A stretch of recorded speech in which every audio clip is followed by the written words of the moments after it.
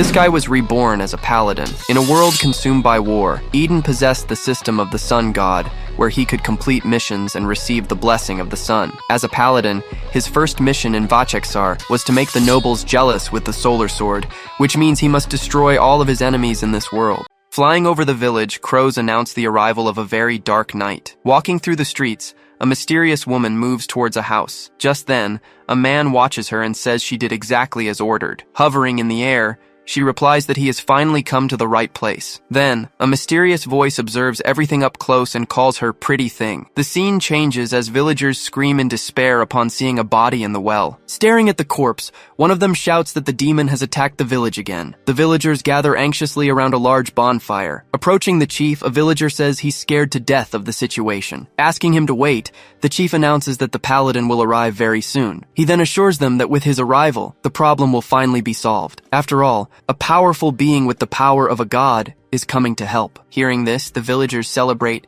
shouting that they are all saved now. But suddenly, one of the men looks to the side with a frightened expression. Seeing the hooded figure, the villagers wonder if the paladin has finally arrived. As they study the newcomer, they question whether he is the paladin or a hunter. Stepping forward, the village chief asks directly who he is. Explaining they are waiting for someone else, the chief dismisses him, but he replies that he is the paladin. Removing his hood, the young man surprises everyone, who ask if he is really the paladin. Introducing himself as Eden, he announces he is the apprentice sent to exterminate demons. Whispering among themselves, the villagers doubt that an apprentice can resolve the situation. Disappointed by the revelation, the chief repeats that he is just a simple apprentice. Before the bonfire, the young paladin faces the village chief in silence. Gathered in the distance, the villagers comment that their village is completely doomed. Near the fire, the paladin comments to the chief that the damage seems considerable. The chief replies that yes, dozens of women have been killed. He continues, explaining that they were all found withered and completely twisted. Observing the scene,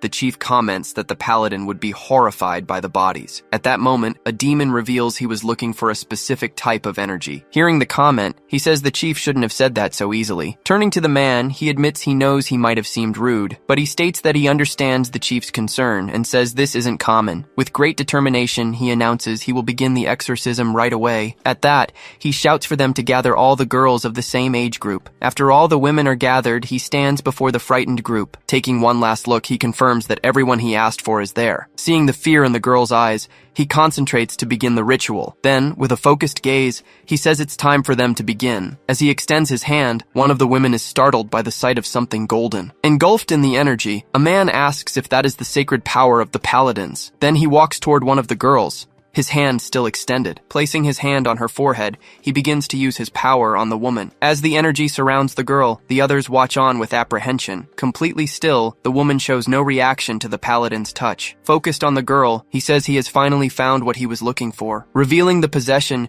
he yells for everyone to restrain the woman immediately. Frightened, the villagers wonder if the demon really possessed that girl. As they move to restrain her, a boy runs up, screaming desperately for them to stop. Running, he shouts that she is his sister and that she was at home. Pleading, the boy begs them not to burn her, as they are a small family. As he's held back, he screams for them to stop pushing him like that. Grabbing the boy, a man says the demon must be eliminated quickly, but the paladin intervenes, placing a hand on the boy's shoulder and asking him to wait. Looking at the boy, he calmly states that he doesn't burn people. He then explains they were to hold her so he could find the demon's location. Just then, the demon manifests and shouts that humans are too noisy. Seeing this, one of the villagers turns and asks who that being is. Shocked, he realizes that the real demon is the chief of their very own village. The woman then screams that the demon has awakened and will tear out their souls. Watching the scene in terror, the boy calls out to his sister, unable to believe it. Deducing it's a demonic name, the paladin understands the negation of divine power.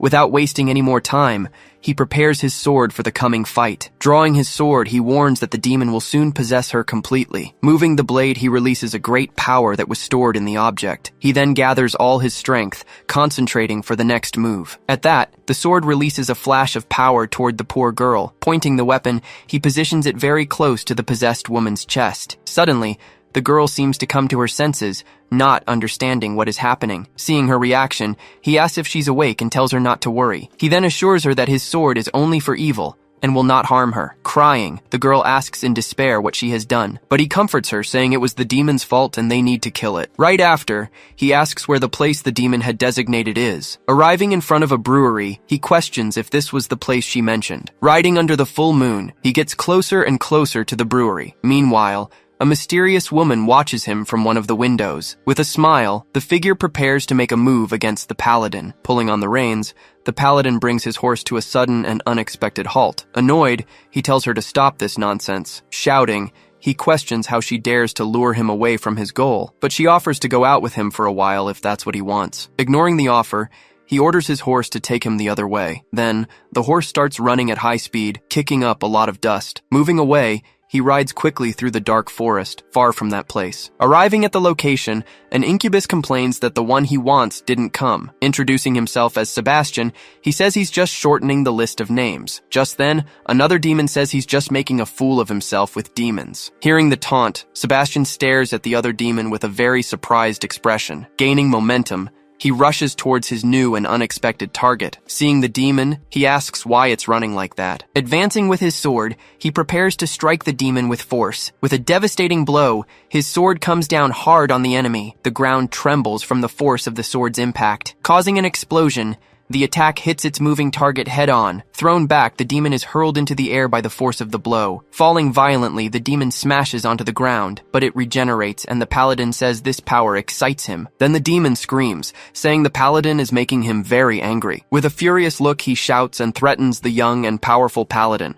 Promising a painful death, the demon charges forward to attack with everything it has. Holding his sword, he says the demon talks too much. Putting a stop to it, he prepares to use a new skill. Extending his hand, he begins to use a completely new and different power. Hit! The demon screams desperately as it's enveloped by an energy. Feeling the power, the demon curses him, calling him a hound of the divine order. With a smile, he questions if he's just a hound of that so-called order. Grabbing the demon, the Paladin says he's actually much worse than that. Asking if it had its fun, the Paladin squeezes the demon's neck tightly. He then denies the request, saying it wouldn't be fun to torture a demon. Back in the village, the chief is amazed by the Paladin's healing power. Explaining it's temporary, the boy asks about his dear sister's condition. Handing him a vial, he tells him to give it to her, and the boy recognizes it as holy water. Thanking him, the Paladin says she'll be fine after a few days of sleep. Seeing him leave, the village chief calls out desperately for the great Paladin. Kneeling, the man begs with all his might for him to save them from the demon. In the midst of darkness, even a small source of light is very precious. At that, other villagers join in the plea, promising to pray for him every day. Hearing their pleas, he faces the villagers, who beg him to save them from the demon. Seeing the Platinum Knight, the villagers bow before the eradicator of evil. Asking them not to bow, he says he will do his part as a human. Leaving, he leaves behind the villagers, who see him as the light in the night. Moving away from the village, he continues on his path, being what the world calls a paladin. Back in the forest, he tightens his grip on the suffocating demon's neck. Revealing his plan, he says he didn't give her holy water but a sleeping potion. Stepping on the demon, he decides to kill it before the girl wakes up. Just then, a voice says the paladin's real name is Yujite. Displaying his stats, his ability reveals the power of noble divine hypocrisy. Recalling the past, he notes that the villagers are quite naive. After all, he was reincarnated into the game 2 years ago and no longer believes in any god. Shocked, the demon asks how he can wield divine power without believing in the gods. Staring at the fallen enemy, the paladin remains silent for a brief moment. Dismissing the question, he just curses the demon for its persistence. Then, one of his traits reveals he gets stronger by killing demons. Saying the demon talks too much, he then lands a powerful blow that smashes its face into the ground. On impact, the demon's skull shatters completely, ending the fight. Remembering a story, he recalls a world ruled by the ancient gods. Back then, days of peace were shattered by the sudden arrival of the demons. Then, Vacheksar, the sun god, single-handedly faced the great evil that appeared. After his great victory, mankind began to worship only the mighty sun god. Thus, the humans who served him used their powers to defeat the demons. This is revealed to be the game's backstory, which is how he got his powers. Switching to a memory, a mother screams for her son as he's attacked by a demon. Amidst the flames, several people are burned alive, screaming for help. Wide-eyed, He wonders why he's in this place. Seeing the fiery scene, he questions why he's inside the game. Struck by a blow, he screams as he's violently thrown back. Crashing to the ground, he keeps screaming from the pain. Crawling, he says all of this has been frighteningly familiar to him since the launch. Facing a monster, he remembers the game is known for its difficulty. Looking up, he screams in despair that it's a huge minotaur. The creature then attacks Eden, a testament to why no one has ever beaten the game. With a single swing, the monster's weapon strikes Eden with immense force. Lying on the ground, Eden groans in pain from his severe injuries. Spitting blood, he screams in agony while staring at the ceiling. Sitting up, he says the pain is real and that it all hurts so much. Elsewhere, he hears men praying, asking a god to save them. Looking on in confusion, he sees them all begging the sun god to drive away the evil. Seeing the others just standing there, he asks why they don't just run away. In great pain, he struggles with all his might to get up from the floor. Facing the creatures, he despairs, wondering why there are so many monsters. Looking at a woman, he desperately yells for her to run away as fast as she can. He then begs her to stop praying and run for her life. In disbelief, he wonders aloud if he's really going to die like this. Just then, he sees a man lying on the ground next to an abandoned sword. Extending his hand, he asks if they're really just going to ignore him. Grabbing the weapon, he says he'll use his own hands to defend them while they pray. Feeling a surge of power, he's stunned and questions if this can even be real. Turning, he finds a status window appearing right in front of him. The window then shows that his power is that of noble and pure hypocrisy. Seeing the ability, he notes it's a unique skill he's never seen in the game before. Feeling stronger, he announces that he can finally take care of that monster. Preparing his strike, he raises the sword to attack with all his might. Leaping into the attack, he yells for the monster to die and cuts it in half. Looking at his hand, he's amazed at how easy it was because of the power. Suddenly, the Minotaur's eyes lock onto him. Realizing the danger, he looks on in fear as the monster notices him. The creature then roars, and he wonders why it's attacking him now. Taking a direct hit, he's crushed by the massive Minotaur's powerful blow. The impact sends his body flying backward with incredible force and violence. Getting up slowly, he seems confused by something he's just noticed. Touching his body, he says it didn't hurt, and wonders if it was the divine power. Gripping the sword, he realizes he can kill the demons with his new power. Complaining about the delay, he asks when they intended to enter. Inside a large hall, he positions himself in front of her. He then introduces himself as the apprentice who captured the demon. He then forcefully throws the chained prisoner to the ground. She then questions why he brought the man back alive. Then she orders the guards to kill the one who brought him. Lying on the ground, the chained prisoner then asks who she is. Seeing the confusion, he states that she doesn't know what she's talking about. Suddenly, she kicks his face and screams that she should have killed him. Turning to the apprentice, she screams that he is incompetent. With another stomp, the prisoner's head is finally crushed. After the execution, the apprentice stands still, covered in blood. Before her, the man's body now lies on the floor. But he explains that the Baron ordered the capture so he could vent his anger. He claims the demon never saw her, questioning why she calls herself a victim. Furious at his words, she quickly moves forward and slaps him. Unfazed, he asks how she dares speak against him that way. Screaming, she says he should just obey and be submissive to her.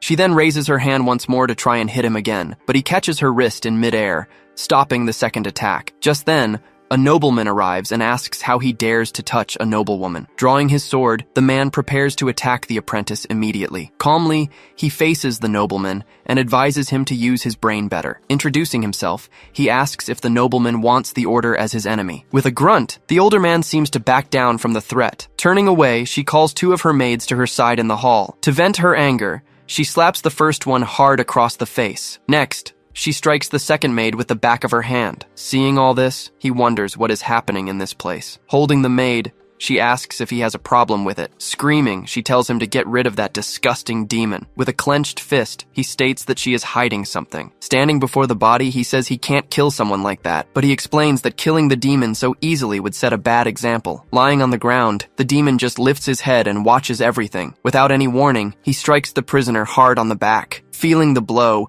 he asks if the apprentice will get away with this. Striking him, he tells the demon to shut his mouth immediately. With his sword in hand, he says that the only reason for his death is because he dared to touch Eleanor. who was present. But the demon screams that it's a lie and that he never got near her. Seeing the confusion, the nobleman tells her it's better to go inside. Caught off guard by the denial, he falls silent for a moment. Lying down, he points and gets the attention of the human who was there. Screaming, the demon asks why she's acting like she doesn't know him. He then questions if it was all a trick to sacrifice the village. Accusing her of being the real demon, he says she deceived him. Understanding the situation, he finally realizes what is happening. With a swift swing of his sword, he decapitates the demon on the ground. Blocking their exit, he asks where they are going in such a hurry. He then explains that he can't simply ignore the demon's last words. Outraged, she questions how he dares to believe a demon over her. She then yells, demanding he present a good reason for the investigation. Mentioning the bodies outside,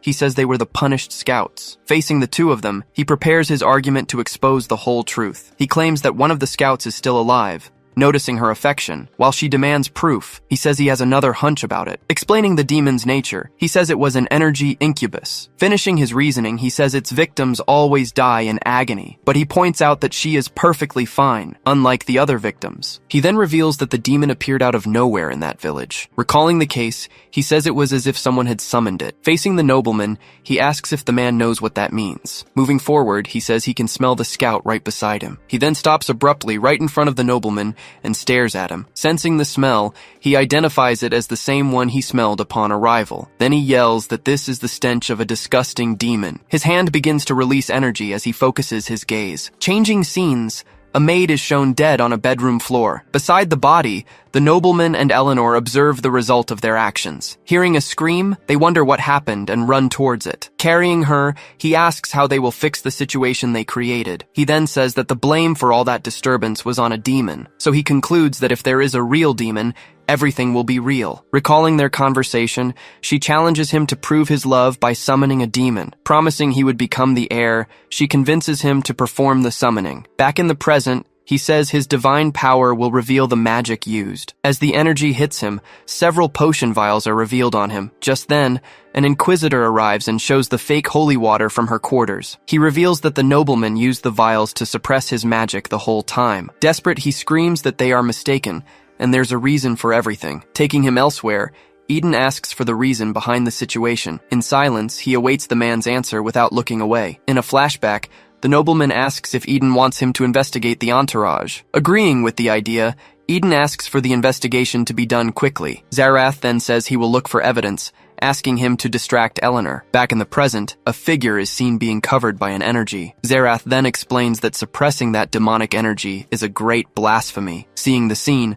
Eleanor screams desperately, not knowing what to do. Saying she is also responsible, he turns and faces the noblewoman, but he admits there is no evidence directly connecting her to the demon. However, he recalls that a paladin's word is considered the absolute truth. Trying to defend herself, she screams that she knows nothing and blames the man, but he reveals he was threatened with death to remain completely silent. She then screams that she couldn't do anything and calls him a bastard. Gritting his teeth, he yells that she can die right there. In a fit of rage, he lunges forward and throws her violently to the ground. Fallen, she looks up, completely terrified by the unfolding situation. He then asks how she could abandon him after everything he did. Desperate, she screams for him to stay away at all costs. In seconds, his body dissolves into particles in front of everyone. Surprised by what happened, he wonders what is going on. Just then, an older man enters the hall and surveys the scene. Worried, he asks aloud if his daughter is safe. Seeing the Baron, the Inquisitor comments on his surprise at the situation. Extending a hand, Eden helps the woman up from the floor. The Inquisitor tells the Baron he will remain silent out of friendship, but he warns that he will not tolerate it a second time. Standing beside him, she says this is a big problem. He explains that purification must be fair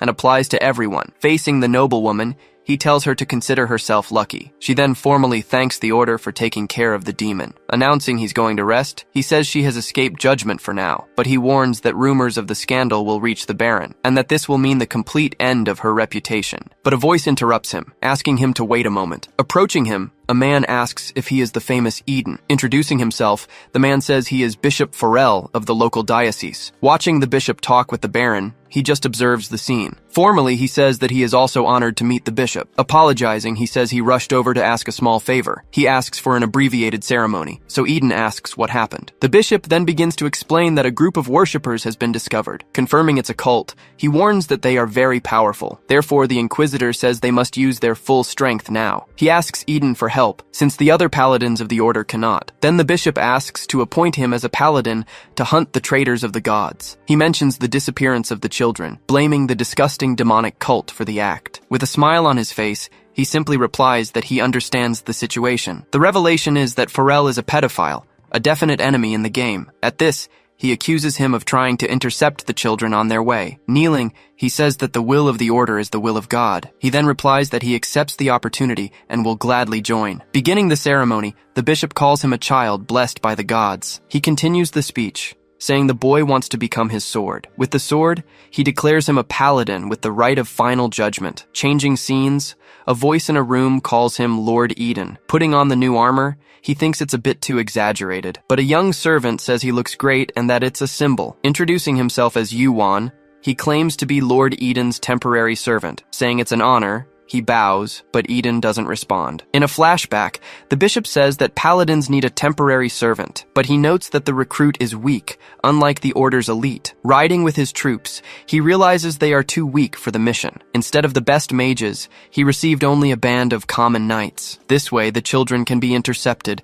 just as Pharrell wanted from the beginning. Choosing a strong cult location, he prepared a trap for everyone. Riding beside him, Xerath asks why he doesn't seem happy. He then laughs and says he has a question for the paladin. Then, he asks where Xerath has been traveling alone for so long. Pointing to his dirty clothes, he says they smell much worse. Explaining his discovery, he says his senses are no longer human. Asking if he's noticed anything, Xerath says he considers him very obsessive. Saying that everything is strange, he reveals he went to investigate the place beforehand. Arriving there, he sensed the magic and left it alone so they wouldn't be noticed. He mentions visiting the cemetery and finding something very interesting there. Stopping, Eden asks what he found at the site. Xerath reveals he saw open graves with clear traces of necromantic magic. Slightly ashamed, he admits he wasn't able to dispel it. Eden concludes their opponent's level must be insanely high. He says it could be a preparation or a trap set up in advance. So he says they can either report it or simply walk into the trap. But Xerath states he'd rather act and see things with his own eyes. Under the full moon,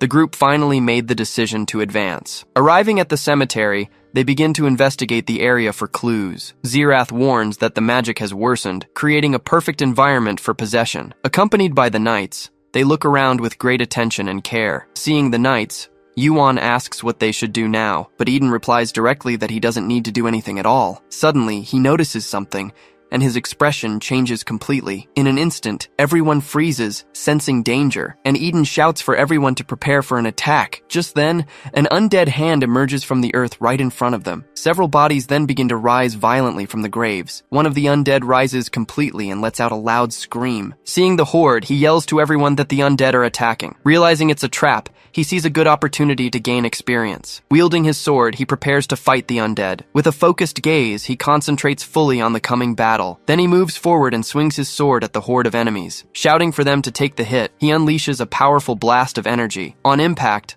the monsters on the front line are hit head-on. Seeing this, Xerath says he'll be able to cast his spells with ease. He then prepares his magic and shouts that he's going to clean up this whole mess. The magic strikes the undead, startling the soldiers watching. Struck by the light, the enemy's bodies begin to disintegrate. In agony, one of the undead screams as it is consumed by the power. Several of the monsters then explode simultaneously from the cast spell. Xerath explains he didn't break the spell earlier so that more monsters would appear. In front of the soldiers, he says he was at least prepared for the situation. Seeing his attitude, Eden remembers that Xerath was an enemy in the game. He feels lucky to have him as an ally, as he would be difficult to defeat. Then he warns that they now need to find the nearby necromancer. In the middle of the cemetery, a figure says they weren't half bad. Challenging the two, the figure asks if they want to see what he's capable of. Shouting to Lord Eden, Yuan points in the direction of the new threat. Before them, the cemetery ground begins to glow strangely. From the ground, a new horde of even stronger undead appears. Xerath then warns him to be careful,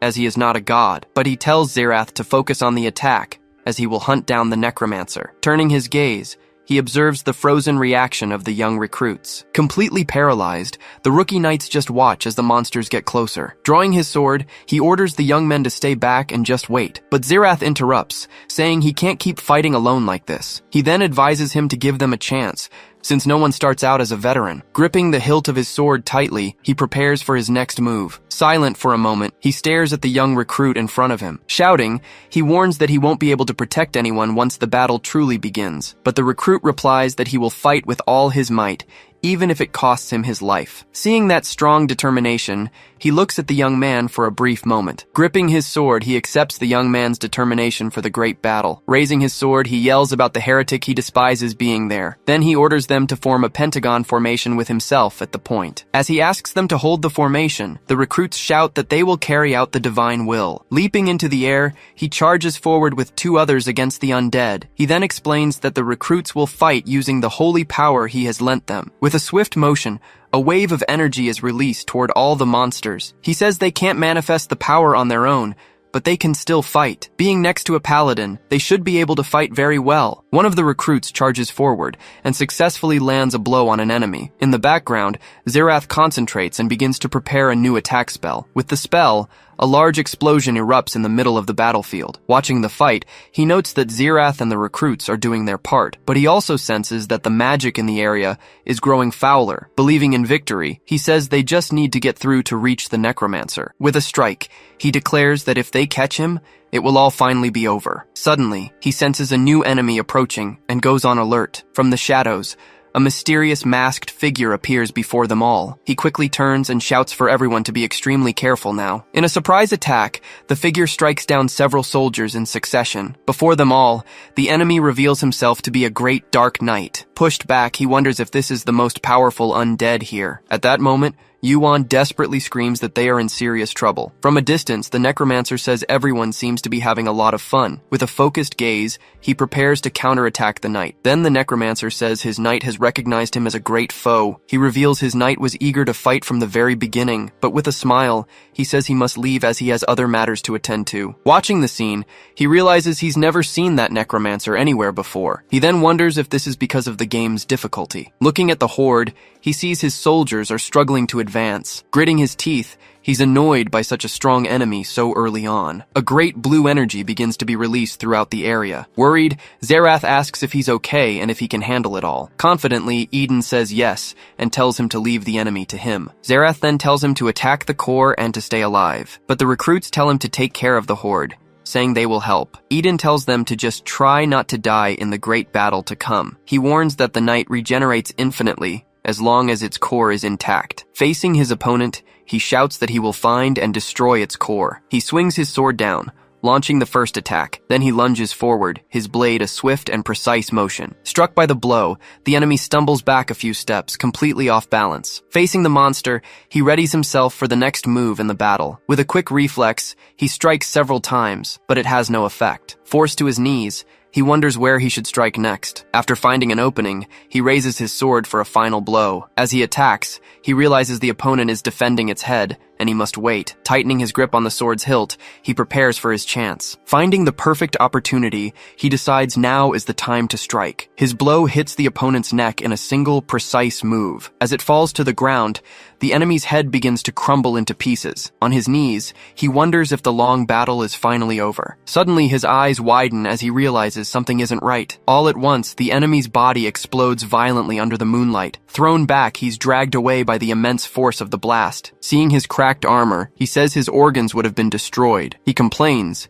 saying he thought the head was the weak spot. Just then, the enemy regenerates, and he questions the monster's defense. Resting on his knees, he prepares to get up and continue. He then deduces that if the enemy blocked it, that spot must be important. In a vision, a strange metal structure appears in his mind. Realizing the truth, he says it can't possibly be that. He then charges and attacks. Taking critical damage, the enemy screams desperately for the first time. With a smirk on his face, he reveals the tongue was its weakness. He seizes the chance and keeps forcing his sword against the target. Parrying the counterattack, he says he can't hit it directly. He then decides to cut the enemy's legs to throw it off balance. With a precise move, he hits the monster's leg and celebrates his success. Seeing the enemy standing still, he concludes he now just needs to destroy its core. Clenching his fist, He prepares to put his bold plan into action. He then pulls out a dagger, shouting that he's going to pierce its liver. Removing the dagger from its chest, he stares at the result. Upon receiving the victory notification, he finally declares it's all over. The scene changes. A man says the other has chosen death for his blasphemy. To this,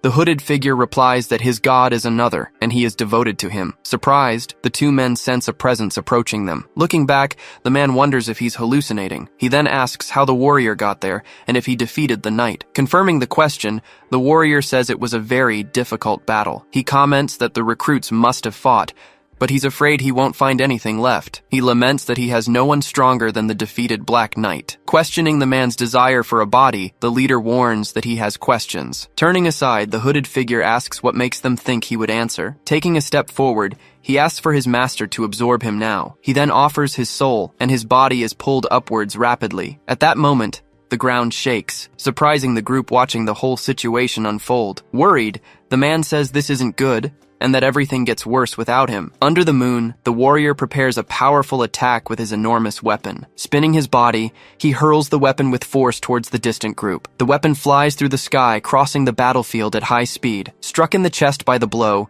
the man screams desperately, feeling the direct impact. The leader asks if he's biblical, but the other tells them to find the bishop. Saying he'll meet them later, the warrior starts running towards the cliff. He then jumps off the cliff, yelling that they'll meet again later on the path. Watching the scene, the leader just sighs, lamenting that the warrior is already gone. Smiling, the leader says they need to go, and his companion agrees immediately. Reaching the ground, the impact of the fall kicks up dust and a lot of debris. Using his sword to break his fall, he lands safely after jumping from the cliff. Plummeting towards his target, he finds the bishop there with a wounded hostage. The bishop says he can't believe the skills he's seeing. The more he sees, the more he desires them. He reveals that, according to their deal, he could have the best knight in exchange for him. With an irritated look, he understands that Pharrell had a deal with the enemy. Carrying the hostage, he wonders if the location for the sacrifice has changed. Placing the man on his shoulder, he starts running away from the danger. Seeing the village in flames, he says they need to find out what happened quickly. Jumping towards the fire,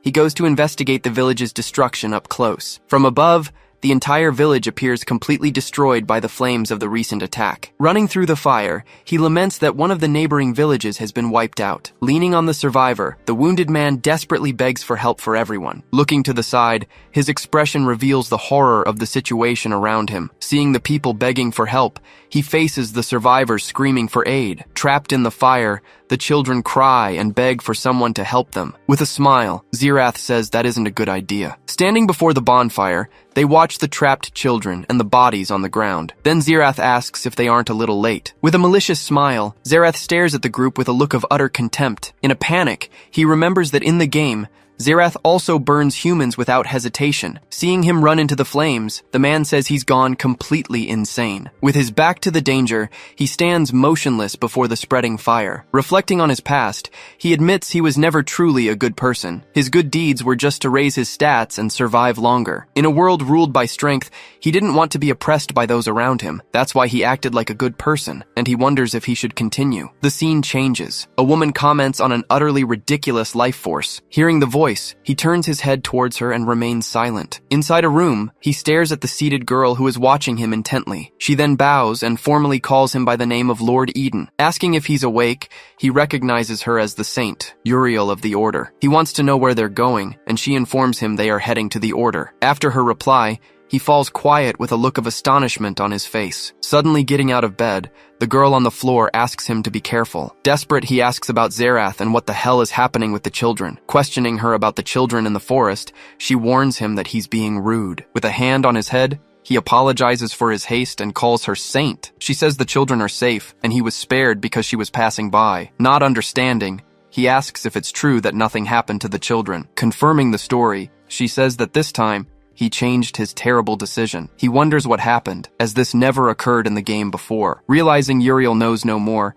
he decides to better analyze the current situation. Seeing the Marquise's flag, he notices she isn't a saint yet. He then asks if the others went to the Order, and she tells him to rest. From this, he deduces they are heading to Uriel's sainthood ceremony. Remembering the game, he knows this is where an important event might happen. He warns her that a group pretending to be superiors will contact her. Confused, She asks what he's talking about, but he says he's repaying a favor. Trying to stop him, she yells for him to wait, but he has already jumped out. Jumping into the middle of the forest, he manages to land safely on the ground. He then says he warned her, as it would be difficult without her around. Heading towards the order, a knight approaches and calls him Lord Eden. Saying he saw him jump, the knight explains he came to escort him. Surprised, he realizes that Yuan, his old companion, is actually alive here. Yuan tells him to hurry, and he thinks the young man will be useful. Picking up the pace, the horses gallop together down the dirt road. Riding side by side, the knight says he's quite surprised by everything. He apologizes and confesses that, to be honest, he thought he was dead. Yuan explains that he was seen being swallowed by the flames,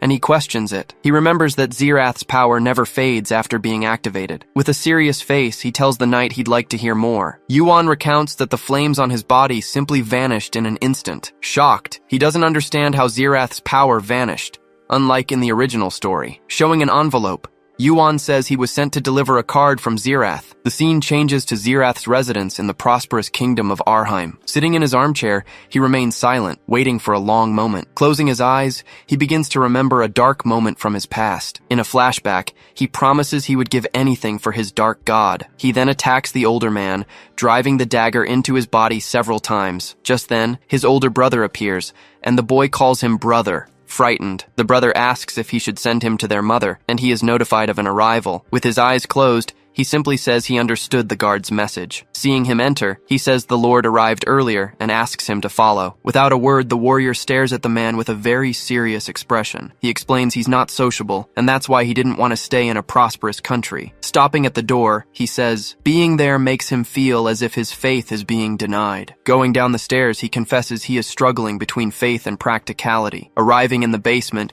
they find the place empty with only bloodstains. He reveals that the bishop joined the heretic and traded him for the children. He questions how a paladin was appointed and became a dark knight. Seeing how things ended, he says that now they need to make a choice. Then he reveals that an unexpected name came from Pharrell's mouth, Archbishop Tigane. Surprised, he knows that Tigane is a moderate, and the accusation will strengthen the radicals. Saying that war is about to begin, he directly asks what the warrior will do. He explains that he needs to verify the accusation before reporting it to avoid a war. Then he asks what the warrior would do if he reported it for an investigation. Warning that the land is infested, he vows to stop him even if it means fighting. Laughing at the response, he comments that the warrior truly doesn't hesitate to act. He says this is the difference between them, and then touches Eden. Receiving a surprise attack, he suddenly feels a strong impact on his chest. Then Xerath reveals that God extinguished his flames when he hesitated to save everyone. He laments having disappointed his God, saying he won't get a second chance. Asking to be guided to God's side, he says he can't decide. He asks for forgiveness for postponing his decisions,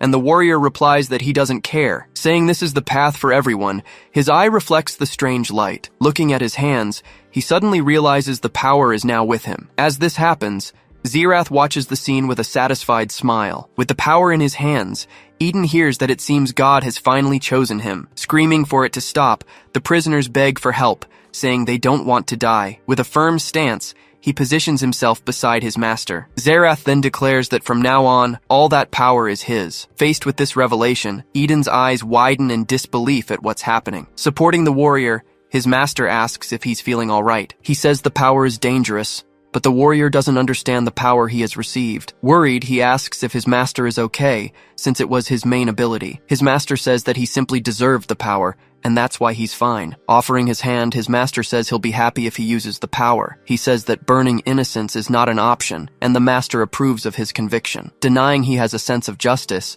he claims he just knows what needs to be done. He says they need to speak with the archbishop about his connection to the demon. The master then informs him he must wait for the saint's book dedication. Apologizing, he says he needs to rest, and the master arranges the meeting. Turning to the door, he calls out for Yuan, asking if he's around. Appearing at the top of the stairs, Yuan is called by the master for a private conversation. Telling the warrior to rest, the master says that he and Yuan are leaving. Watching the two of them leave, he just thinks that he'll wait for their return. A few days later, the actions of the apostate and Pharrell were finally revealed to the public. In a large meeting room, the council gathers to begin analyzing the case. With the council convinced by the evidence, it became impossible to cover up the ensuing scandal. In the basement of the bishop's residence, dozens of children were found in a terrible state. The church then decided it would protect and treat all the surviving children at the monastery. While investigating the heresy case, The task force found few irregularities among the other priests. He reveals that Pharrell enjoyed murdering parents in front of their own children. Worried, he tells his master that the blue flame doesn't seem to ignite at his will. The master explains that the flame burns with conviction and that his is different. He laments receiving the greatest power and not being able to use it to get through the game. Looking aside,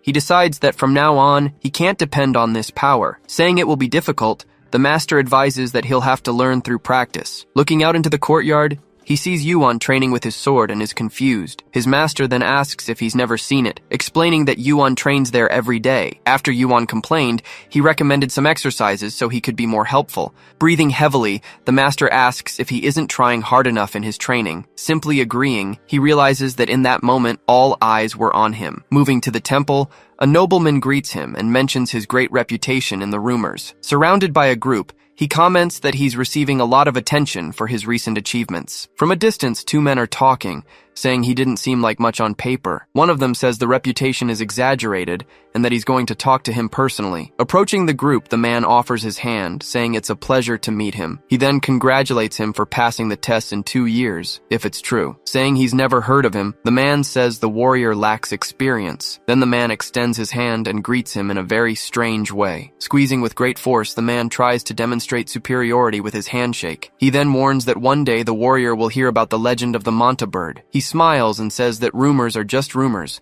but facts are facts. Looking him in the eyes, he questions what the point of spreading a rumor is. Just then, the man's hand cracks, and he immediately starts screaming in pain. Startled, he wonders what kind of handshake that was. Released violently, he is thrown hard and falls to the hall floor. On his knees, the man says that power is far beyond that of a simple paladin. At that moment, a voice approaches and calls him by the name of Lord Eden. Coming up from behind, a woman says he's finally in the right place. Turning his head to look, he comes face to face with the young woman who called him. The woman reveals herself as Uriel, and the fallen man shouts her name. Bowing, she formally thanks him because his advice saved her life. He realizes his father promised a large compensation for the great and important favor. In front of everyone, he says he won't accept the reward, as it was God who saved her. With a smile on her face, she just asks if that's really the case. She then asks to speak with him in private before the book's dedication. In the back of the temple, she asks if it was God's will for him to jump into the flames. He replies that it was his own will, since with no one else around, there's no reason to lie. She then questions why he took the risk, assuming he knows about the flame. He says it was for her good, a phrase she finds ambiguous, but she rewards his devotion nonetheless. She asks him to take her hand, and he asks if he's going to receive a blessing. Knowing that the blessing increases one's stats, he takes her hand without hesitation. Beginning the ritual, she says that the agent of judgment has fulfilled his important duties. Asking if he will always be faithful to his God, he answers yes without hesitation. She continues, asking if he will spread the teachings and lead the necessary destruction. Finally, she asks if he will always be devoted to God in all his ways. He confirms that he will, but she immediately realizes that lies don't work on Uriel. With her power of perception, she stares at him and wonders if that was a lie. Surprised by this discovery, she asks what Lord Eden truly is. Just then, the door opens, and they announce that Archbishop Tegan is entering. Pulling her aside, he says they'll talk later and quickly leaves the temple. Having received the blessing, he gives his thanks and says he will use the new power well. Placing a hand on her chest, she laments, saying that this can't happen again. In disbelief at his stats, she wonders how a paladin can have so much power. Watching him walk away, she concludes that the man doesn't truly believe in God. Running through the halls, he hurries to find the archbishop as quickly as possible. Asking where the archbishop is, his companion points out that he's just ahead. Approaching the group, he knows that a person's character doesn't usually change easily. He then approaches Tegan, who has always been a man faithful to the church until now. Kneeling before the leader, he is formally introduced as the Paladin Eden to the Archbishop. Then Archbishop Tegan calls him a hero, asking about his great contribution in the incident. Saying it was thanks to the church, the Archbishop replies that the church did nothing for him. He realizes there is no hesitation or fabrication in the words of the man before him. After the investiture, the Archbishop invites him for a private cup of tea. Accepting the invitation, he says he will go to the office after the investiture ceremony. Being from the sacred tribe, the Archbishop says he looks forward to hearing the hero's legends. The Archbishop confirms they will meet after the ceremony. Suddenly, his companion informs him that he will not be able to attend the investiture ceremony. From a distance, Uriel watches the interaction between the two with a stern and serious expression. Turning to the frightened young man, he asks what Euron just said to him. Moving away from the group of clerics, he proceeds alone down the grand hallway. Walking down the kingdom's avenue, he is followed closely by several other knights. As they walk, the celebration's fireworks light up the entire night sky. With a serious face, he considers this a crucial moment to protect their saint. Nearby, the townspeople celebrate, watching the fireworks with great excitement. In a memory, he walks through a scene of bodies and widespread destruction. His vision shows residents living like cattle in a completely cursed village. He remembers a lord who committed terrible acts under the influence of the devil's power. Furthermore, famine and thieves spread as people struggled to survive the crisis. Watching the moon, he reflects on the miserable situation he witnessed before. It becomes clear that the insistence on the expedition is just a completely useless facade. Walking with his companion, he knows the real enemy is inside. Arriving at his destination, he stops in front of a huge wooden door. Very carefully, he opens the door and peeks at what is happening in the room. Sitting on the sofa, the Archbishop asks if he is finally there for their talk. Offering a cup, the Archbishop tells him to drink before the tea gets cold. According to his research, the Archbishop was a man faithful to the church, regardless of his lineage. Furthermore, he was a person who made numerous important contributions to the kingdom. He then questions what the Ma Xin sect has to do with all of this. As he drinks the tea, he wonders how much greed that man still has. Addressing the man, he says he knows exactly why he came to him. Suddenly, the Archbishop stands up and violently flips the table towards him. He reveals that Pharrell mentioned his name, but he managed to cover up the whole truth. Seeing his reflection in the drink, he asks if that was a confession of the crime. Just then, an assassin leaps from behind and lunges with a sword to attack the warrior. With a focused gaze, he prepares to react to the assassin's surprise attack. Extending his hand, he moves quickly to stop the sword's blow. He then easily manages to grab the assassin by the neck. Then he asks if they really thought a surprise attack like that would actually work. Suddenly looking up, he realizes something else is happening there. Not understanding what it is,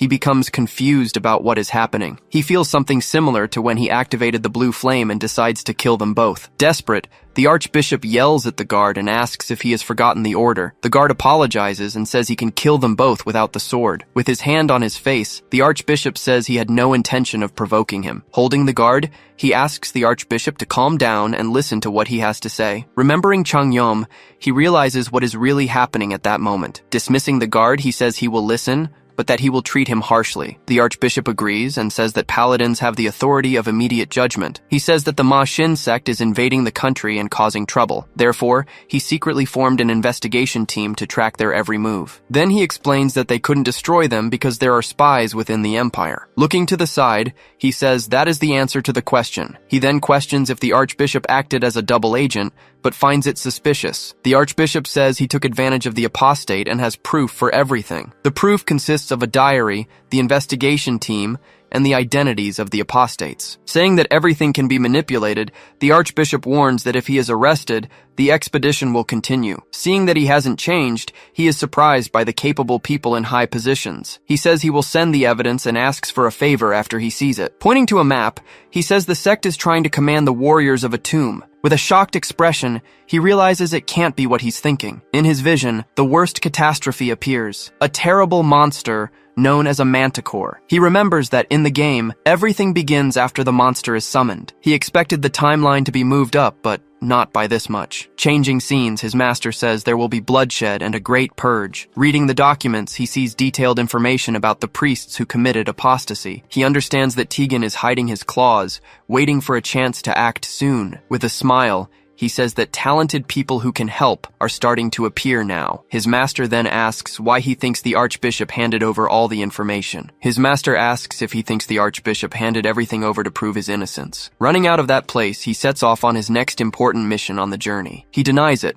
saying that it sounds like a clear proposal for them to collaborate. Decisively, he says that if that's the case, then they need to go to that place. Riding through the desert, his companion shouts and calls him by the name of Lord Aiden. Arriving at their destination, he announces they have finally found the Jurial Inn they were looking for. Meanwhile, a man desperately yells for someone named Daryl to slow down. Inside, one man asks another if he forgot who was supposed to come there today. Telling them to be quiet, he says they will come for him, and not to worry about it. He then asks the girl to take care of everything until he returns from the sudden emergency. Leaving the place, he only thinks about the figure of the Paladin who is about to arrive. Confirming there was no manipulation, he apologizes for his earlier rudeness. With the apology accepted, the Archbishop says he now trusts him even more. Showing the map of Gobendel, he asks him to stop the summoning at all costs. Appointing him as temporary leader, he demands total focus to interrupt the summoning ritual. Having a favor to ask, he approaches the Archbishop and explains the situation. For the mission, he says they need the gods' finest holy water. Reflecting on the plan, he knows they now finally have the exact location. As a precaution, the holy water will be used to deal with the monster's power. Returning to the desert, his companion shouts that he's found the Juriel Inn they were looking for. Surprised, he notes that even in this land of death, there's a functioning inn. Entering the establishment, he asks if their target is really on the 3rd floor. Going up the stairs, he accidentally kicks a liquor bottle in his path. Apologizing, the man on the floor asks who he is and what he's doing here. Just then, a girl appears, asking her brother what's happening downstairs. Recognizing the Paladin, the man asks if he forgot about today's important visit. Asking for forgiveness, the man says he is a humble person and doesn't understand etiquette. Smelling the alcohol, he wonders why it's so disgusting to him. He then tells the man to brush his teeth, and he agrees to obey the order. The sister apologizes, saying her brother is very drunk and that she'll take care of him. After asking the girl's name, he asks Sane to stay in her room for a moment. His companion swears by the gods there will be no problem, but he doesn't seem to believe him. He then tells the girl not to worry, as he doesn't break sworn oaths. Alone with the man, he comments that he seems to be full of discontent. The man says he doesn't know his skills and trusts no rumors. Asking if he's a demon hunter, he compliments his survival skills. The hunter says that anyone who didn't know him was just a worthless rookie. Taking off his gloves, he prepares to show his true skills in a fight. He promises to obey whoever defeats him, and the warrior charges forward. The hunter says he diligently fawns over the strongest and advances to attack as well. With his blades, he tries to hit the warrior with a quick spinning strike. Dodging to the side, he manages to avoid the blow and prepares to counterattack. He then jumps back, creating distance to get a better view of his opponent. Landing on the ground, he realizes the demon hunter is quite fast and agile. The hunter says that at this speed, he won't even be able to touch his hair. Doing a flip in the air, he manages to dodge and throw one of his daggers. He seizes the chance and quickly knocks the demon hunter to the ground. Upside down, the hunter smiles, showing he hasn't been defeated in the fight yet. Using his chains, he traps the warrior and pulls him in with force. Surprised, the warrior wonders if that is actually a chi chain. From upstairs, his companion asks what all that noise is in the inn. Worried, he calls out for Daryl and the Paladin who were fighting downstairs. Defeated on the ground, the hunter admits defeat and surrenders unconditionally to the warrior. He says that's why he doesn't believe in rumors, calling his opponent a warrior. He thinks the hunter's skills are decent, but his attitude is very annoying. Introducing himself formally, Daryl says he only works as hard as he gets paid. Reunited with the group, he explains that the squad was personally selected by the Archbishop. Father Vandel says he can decipher mysteries, and the Knight Sistina can use magic. The hunter questions the temperature difference, saying he misunderstood him completely. He then breaks the man's fingers, who screams in pain from the sudden attack. Clutching his hand, the man screams in pain and asks why he is acting this way. He wonders why he's reacting like this, finding the man strangely unpleasant. The hunter says he now has a teacher and asks him to guide him in the right direction. He then explains that he is versatile, skilled in tracking and close quarters combat. Speaking of himself, he says he is a vanguard paladin with sacred power. The group is surprised, commenting that his deeds might one day be recorded in the scriptures. Thanking them and ending the introduction, he turns to the girl watching him intently. The girl confirms she is a mage, and he discovers that she is Sane, Daryl's sister. Daryl says she is a high-ranking mage and that he's in for many surprises. He then wonders why he doesn't remember her, since she would have to be famous. Asking about the mentor, Daryl says he didn't reveal that information to them. With a smile, Daryl says the eccentric old man was nothing special to worry about. He then says that since the operation will involve individual battles, trust is important. He realizes it's hard to trust Daryl, as he seems to be hiding something. Furthermore, he smells a foul odor, as if a demon were right in front of him. With his eyes turning red, he turns and asks Daryl to follow him for a moment. Confused, Daryl asks why he's suddenly acting that way. Trying to explain, he says his words were just expressions, but he's cut off. Near the fireplace, he demands that Daryl tell him his mentor's name immediately. Attacking the man, he tells him not to answer the question he asked before. He finally understands the source of his discomfort and says that 1 drop of holy water will be enough. With the holy water in hand, he forcefully pours it over the demon hunter. The man screams in pain, revealing himself to be a half-breed with black blood flowing through him. He questions how the man dares to pretend to be human right in front of him. With a malicious smile, he orders the mongrel to show his true, terrible form. Covering his mouth, the man asks why he isn't screaming in pain. Seeing the man on the ground, he notes that it's not ordinary holy water. Fallen and in agony, he can only whisper Sane's name. Lifting the man by the collar, he demands that he speak clearly. He then drags himself to the door, telling Lord Eden to open up immediately. Lord Eden questions the interruption, but the voice on the other side insists it's urgent. Stepping on the man, he reveals that Daryl and Sane are demon half-breeds. Changing scenes, the narration explains what happens midway through the game. An incident always occurs, where someone turns the church headquarters to ash. The one who caused all this was a powerful archmage named Kadak. There was only one reason he committed this atrocity. Driven solely by revenge, he had a deep reason for his hatred. His hatred stemmed from the church exploiting and then discarding his disciples. Back in the present, they explain they are protecting the siblings under the archbishop's orders. He then explains that the archbishop expected him to uncover everything during the mission. She then asks what suggestion he gave about their future. He explains the decision was left to him, to use them or to kill them. He then states he won't be involved in the decision after the mission is over. Lying on the floor, the man vows to turn the kingdom into a desert. Realizing the situation, he says he must be careful with unknown adversaries. He then shouts loudly, ordering them to bring Sane to him at once. Desperate, the man begs, saying that Lady Sane knows nothing. Grabbing the prisoner, he asks how he dares to interfere with his orders. One of the guards approaches and says that Sane doesn't know she's a half-breed.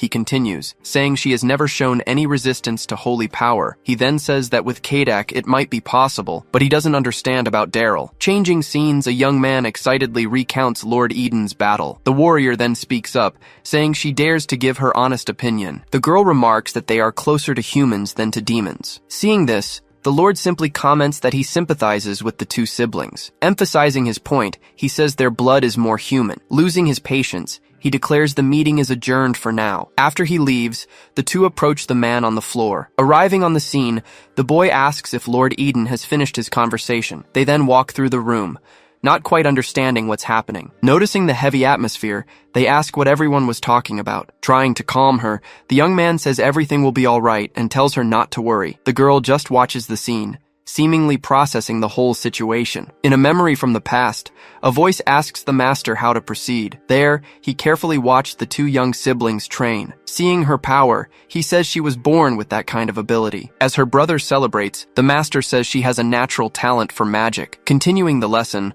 the master warns that their abilities are special. The boy then questions him, asking if the master has any abilities himself. Angered by the question, he strikes the boy for his defiance. As night falls, the sky becomes filled with stars under a large full moon. After resting for a bit, he feels his head is much clearer. Remembering the past, he focuses on the real reason behind the Kadak incident. He then recalls the Archbishop ordered him to use them and then kill them if necessary. He was then ordered to handle the situation as he saw fit. Reflecting, he thinks about the knight and the priest, sympathizing with the siblings. To him, the whole situation seems completely contradictory and makes no sense. He then gets closer and watches the two of them sitting a short distance away. Telling the story, the young man says their master vanished and they were taken away. Listening to the whole account, he just keeps paying attention to every detail. In a flashback, the Archbishop warns that their parents committed great sins. He then explains their sin was too great and demanded punishment. The girl asks why, but her brother just says the master told them to. Holding the necklace,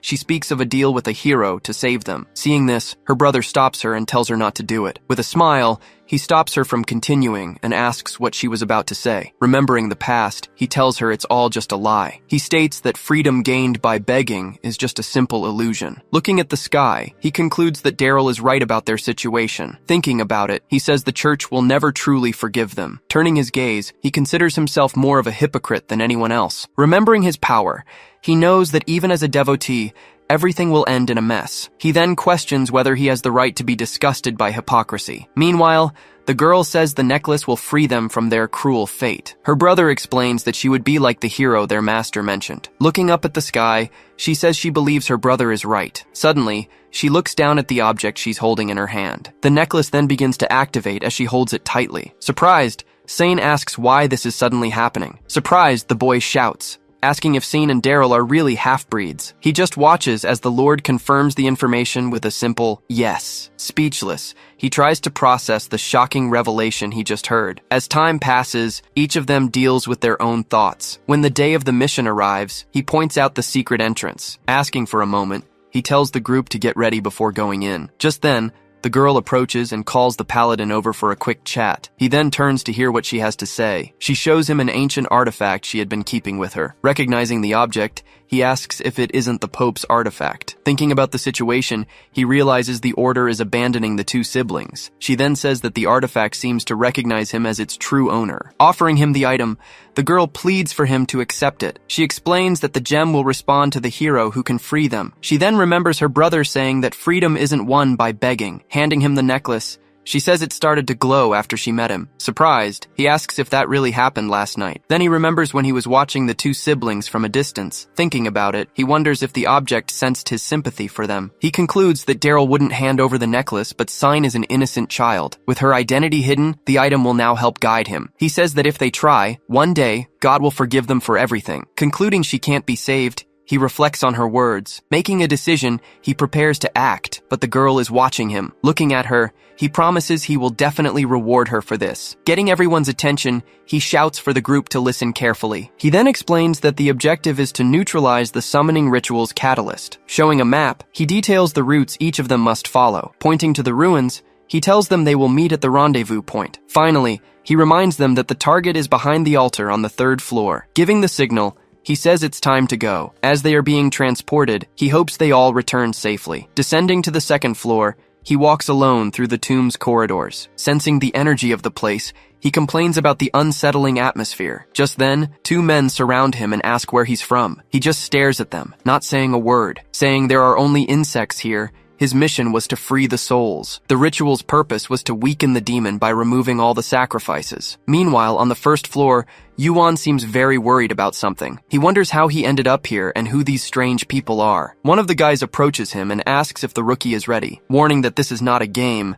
he remembers the silent half-breed. Trying to calm down, he tells himself he won't run away anymore. Shouting at the group, he asks them to cooperate and avoid a pointless fight. One of them asks if they are demon hunters, but another gets annoyed. He then flies away, crossing the hall at high speed. Seeing this, the other men ask what their intention was. He then shouts to Daryl, telling him to use the smoke bomb. Agreeing with the plan, his partner gets ready to throw the device. Using his speed, his mission was to provide support for his partner. As the smoke spreads, the men wonder what's happening. Taking advantage of the cover, his mission was to advance and neutralize the targets. Grabbing his partner, he says he's spotted the catalyst and will take care of everything. His task was to use holy water to destroy the catalysts around the area. Holding onto the chain, he says he was wrong about his partner. He then asks the young man if he knows how to jump from up there. He refuses the holy water, so the two of them decide to get out of there quickly. Arriving on the 3rd floor, she warns that the summoning ritual is about to begin. Shocked by the sacrifices, his mission was to use the scroll to warn everyone. Protecting the group, the warrior tells him to go ahead with the plan. Reading the scroll, he prepares to activate the communication circle. Seeing the signal, one of them says they need to go join the other group. Arriving in a dark place, he realizes he's finally found the altar. Suddenly, he becomes alert, noticing something very strange nearby. He then walks down the corridor, sensing that the ritual has finally begun. Fallen to the ground, the final mission now rested on the girl.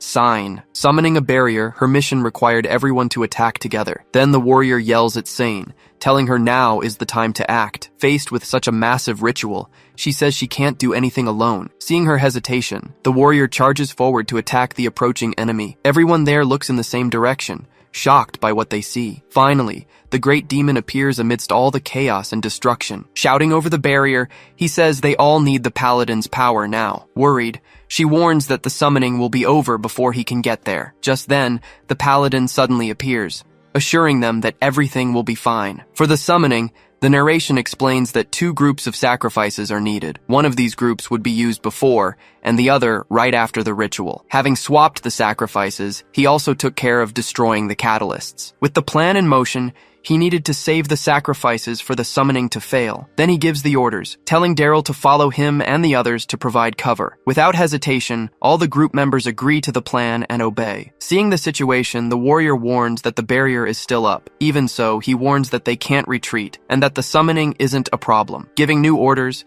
he tells Sane to use her magic and help with the summoning. Shocked by the order, she yells that he's gone crazy for summoning a demon. Asking for her trust, he says he was chosen by the old master's necklace. Not knowing what to do, she just keeps looking at him after the order. Taking a step forward, he prepares for the great battle that is about to begin. Then he charges at the enemy as an attack is launched in his direction. Running together, the two advance side by side toward the approaching combat. Feeling the power, he says he doesn't know what to do about Daryl. He then thinks the boy's case is regrettable, but his emotions get in the way. Facing the danger, he warns that a single mistake is all it takes. With the woman's image in his mind, he remembers what he needs to do. To judge evil, he says it's necessary to remove all emotions. To free them both, he needs to take Daryl and come up with a justification. Even if it's just a justification for himself, he needs a reason. Seeing the demons approaching, he readies himself for the imminent combat. Shouting at the enemies, he unleashes all his power at once. With a single blow, he destroys several of the creatures attacking the group. Seeing the danger approaching, he shouts Daryl's name in desperation. Fallen, Daryl hears that he needs to prove his worth if he wants to live with Sane. Fighting the monsters, he wonders what will happen if he fails. Surrounded by daggers, he then thinks about what his true worth would be. Yelling that the Paladin underestimated him, he charges forward using the blades as support. Frightened, the cultists wonder how the Paladins managed to find that place. Elsewhere, they inform Sistine that their group has also been discovered. Shouting for the Paladin, she says everything is all right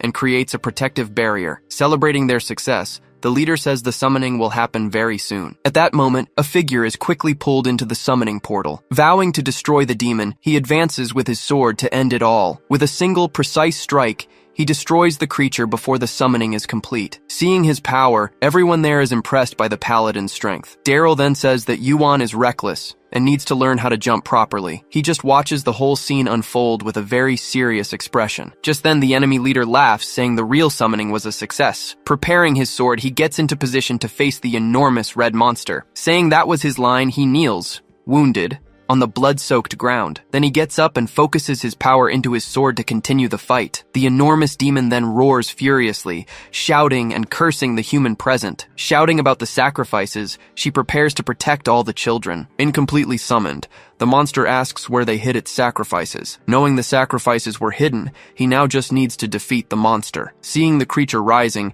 he yells to the Paladin that it's flying into the sky. The demon then flies higher and higher, preparing its next deadly attack. The Paladin then shouts for Daryl to grab onto the flying monster's leg. Saying he'll take care of the demon, he tells the others to flee with the children. Understanding the order, the group agrees and starts to leave the area quickly. Meanwhile, the demon releases a large amount of power and a gust of wind. Fighting against the wind, he struggles to stay firm on the ground. Seeing the situation, he yells for Daryl to use the chains to bind it there. Throwing the chains, Daryl obeys the command to help his companion. Chained to the monster, Daryl holds it tight as the Paladin praises his work. Even wounded, he says he needs to sever the creature's spinal cord. Daryl then tells him to raise the blade higher, toward the spine. Announcing he'll count, he shouts the number 1 to start the attack. Continuing the count, he holds the chain tight and prepares for the push. With the move, he leaps and lands a powerful blow on the demon's back. Noticing the shallow cut, he complains that the attack was too weak and superficial. He then regrets not bringing the sacred sword because he was in disguise. Furious, the demon asks how such insignificant beings dare to do that to it. Back on the ground, he asks if they think they can just stand there. The monster then roars and promises to tear them both to pieces without mercy. Launching several attacks, the demon says it needs many sacrifices to live. Pointing into the distance, Daryl shouts a warning that the monster is heading for the city. They watch the demon fly away, searching for new sacrifices in the area. Shocked by the scene, he wonders if the demon is that intelligent. Seeing the situation, he says all hell will break loose in the city if they don't act. Watching the monster fly away, he says they have to stop it somehow. Seeing the city approach, he tells Daryl to cut off the monster's wings. Telling him to slow down, he orders them to crash on the outskirts. Trusting his partner, he He says he'll find a way to kill the creature. Meanwhile in the city, the night in Serengal seemed quite peaceful. Then the townspeople look up at the sky, not understanding what's happening. Seeing a bright light, they wonder if it's a divine message. Realizing the imminent danger, a man yells for everyone to get out of the way. As the creature gets closer, they realize it's actually a demon. Panic spreads, and people run desperately, screaming for help. Then someone wonders what that bright light in the monster's mouth is. Called arrogant, the paladin then shouts his partner's name. Shouting back, he asks if his partner is ready to attack. Confirming he's ready, Daryl attacks the monster with several daggers at once. Saying he was a bit late, he reveals he needed to prepare the poison. He then throws his poisoned daggers, confirming the plan is in motion. Hit squarely by the daggers, the monster roars in pain and fury. With a great impact, the demon falls violently from the sky and hits the ground. It then disintegrates, raising a large cloud of dark dust at the site. The townspeople watch the scene, not quite understanding what just happened. Then the paladin emerges from the middle of the explosion, walking toward them. With one final strike, he finishes off what's left of the great demon. Holding his sword, he prepares to end the battle once and for all. Raising his weapon, he poses like a hero under the full moon. With a smile, he says the great battle was finally over. Elsewhere, the rest of the group is fighting several smaller monsters that have appeared. The warrior charges forward, cutting down the creatures with her sword in a spinning motion. Seeing more monsters approaching, she says the enemies seem endless. A group of demons advances towards her, ready for the next attack. Having escaped the tomb, they now face an endless horde of demons. Seeing his companion getting tired, he notices that the knight Sestine is slowing down. Seeing everyone exhausted, he wonders what he can do now. Suddenly, one of the warriors is hit and falls, screaming in desperation. Arriving to help, Lord Eden appears on his horse. Celebrating the arrival, the young man shouts that it's Lord Eden. As the battle rages on, the important thing is to fight until the end. Shouting to everyone, he orders the complete destruction of the demons. Charging forward with his horse, he yells to finish off all the enemies. Changing scenes, a man runs in to deliver an urgent message. Asking for a moment, the archbishop gives the messenger permission to speak. He then informs them that Eden has defeated the powerful manticore. Laughing at the situation, the archbishop comments that his feat was incredible. After everything, he hears that the remaining cultists and demons were dealt with. Because of this, the judgment unit is going to arrest the criminals. Thinking about the situation, she wonders what to do about Lord Eden. Reflecting on his power, she questions the origin of his strength. Back at the camp, he thanks Lord Eden for his great help. Modestly, the young man says he hasn't done enough to be praised. Then he asks what happened to the children who were rescued. The warrior explains they had to prevent a greater evil and asks for forgiveness. Trying to comfort her, he says that she actually managed to save many lives. Taking the blame, he says the ultimate responsibility is all his. Reflecting on the weight of a life, he says he has no right to judge. Even so, he seems determined to move forward with his plan. Giving an order, he asks them to transfer the criminals when the Ascendant arrives. Saying he'll be back, he asks the rest of the group to take care of everything. Worried, the young man tells him not to worry about the two siblings. Respectfully, the warrior says it was an honor to work with him. Praising the group, he says they protected the weak and kept their oath. Asking about their plans, he learns they will hand over the criminals and then leave. Wishing him the best, they say they hope to meet again in the future. Riding through the night, the narration says the manticore was finally defeated. Thinking about the future, he reflects that he must accept the choices he makes. He then takes full responsibility for the 6 lives that were lost. Continuing their journey, the group makes its way silently through the forest. Then the girl watches the paladin who rides ahead of them. Seeing his strength, she believes he is the hero her master spoke of. The paladin then looks back, asking about what she said earlier. Riding along, Daryl says the mission was well executed, but he doesn't understand the paladin. Remembering the past, he recalls how bad he felt for being of mixed blood. Looking at her brother, the girl asks if they should try to escape. Trying to cheer her up, Daryl makes a face, but the other young man tells him to stop. Without reacting to the joke, the young man keeps his serious expression. Then the paladin provokes him, and Daryl asks why he started a fight. Speaking of the order, he warns them what might happen when they get there. He then tells them directly that the two of them will definitely die. At this, the two are completely shocked by the terrible declaration they just heard. Begging for his sister, he pleads with the paladin to spare her life, but he promises he will help them both live as normal humans. In disbelief, he asks what it means to live like a normal human. He then questions the paladin's words, asking if they can trust the order. The paladin says they have proven their skills and that he owes them a favor. He then asks if that isn't reason enough to finally help them. Telling them to hide, he promises he will come back for them later. Shifting to the Empire, the scene shows the office of the great Archbishop Tegain. Arriving there, He reports that the mission was a success, but that he disobeyed orders. Depending on the reaction, he thinks he might need to change his own response. He then hopes the Archbishop has some insight into the situation. Commenting on the stories, the Archbishop says he lost prestige by forming the team. Faced with the complaint, he seems to give a very direct and sharp answer, but the Archbishop says the result is worth more and praises him for his good work. Thanking him for the words, he says it makes it easier to keep up the act peacefully. The Archbishop then asks about the siblings, and he says he will keep an eye on them. Surprised by the choice, he asks about the Inquisitor, but Eden says he can't go. Being honest, he extends his hand and says he will be sincere as well. Revealing his allegiance, he asks if Eden wants to join his cause. With a hand on his chest, he says his duty is to eradicate demons and apostates. Noticing his determination, the Archbishop comments that his talent is very desirable. He then touches Eden's shoulder, saying he respects his important choice. The Archbishop then mentions that the Saintess is looking for him for a talk. In a quick memory, he recalls only receiving the blessings and then leaving. In another memory, he remembers ignoring everything and putting it off. With a hand on his head, he says that finding her right now will be difficult. But the Archbishop informs him that she has arrived just in time, so there's no need to worry. Saying he has work to do, he leaves them alone so they can talk. Saying he's hard to find, she apologizes for her previous rudeness. She then comments that he seems uncomfortable with her presence there. Confirming her suspicion, he says he does feel uncomfortable with everything. Hearing his confirmation, she just stares at him in silence for a moment. Using her power,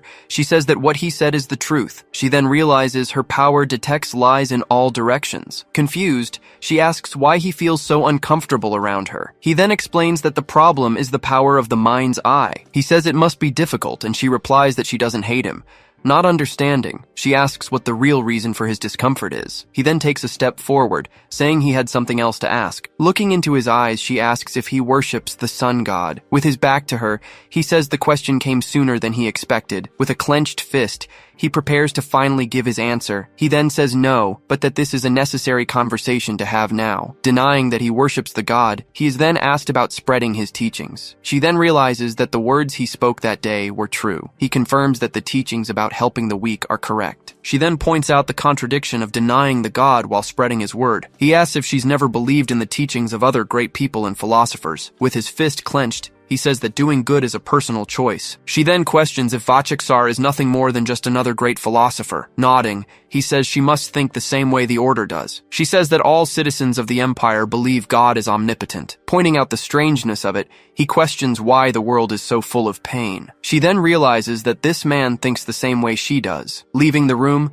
the Archbishop tells the Saintess that he is coming in. He then asks if their conversation was good and productive. Without a word, she just turns and says he left again. Walking across the bridge, he thinks that now she will be quiet for a while. It's explained that their conversation held an incredible and secret truth. A truth that he says is capable of shaking the entire powerful order. He then says he didn't want to deal with this, but that it's okay. In the original game, Uriel was devastated by the questions. He says the user's information can only be unlocked by Eden. The identity of the demon the cult was trying to summon was a huge secret. Just by trying to mention it, he feels his life would be in great danger. Since the game's flow is wrong, he needs to push it in the right direction. Just then, a man greets him, saying that Lord Eden is here. The man explains he was just passing by and found Yuan on the way. With a change in attitude, he apologizes for his earlier rudeness. Saying he's heading north, he mentions he'd like to hear the story. The man then explains that the north is the most dangerous place right now. Therefore, he needs someone to monitor the situation there closely. The narration explains that the north will turn into a hell if the beasts invade. In a hurry to get to the ruins, he remembers receiving an unexpected gift, a high-grade gem that traps heat through great magical power. In the frozen forest, Yuan ends up sneezing from the intense cold. He comments that the heat is bearable, but the cold is another story. Commenting on the snow,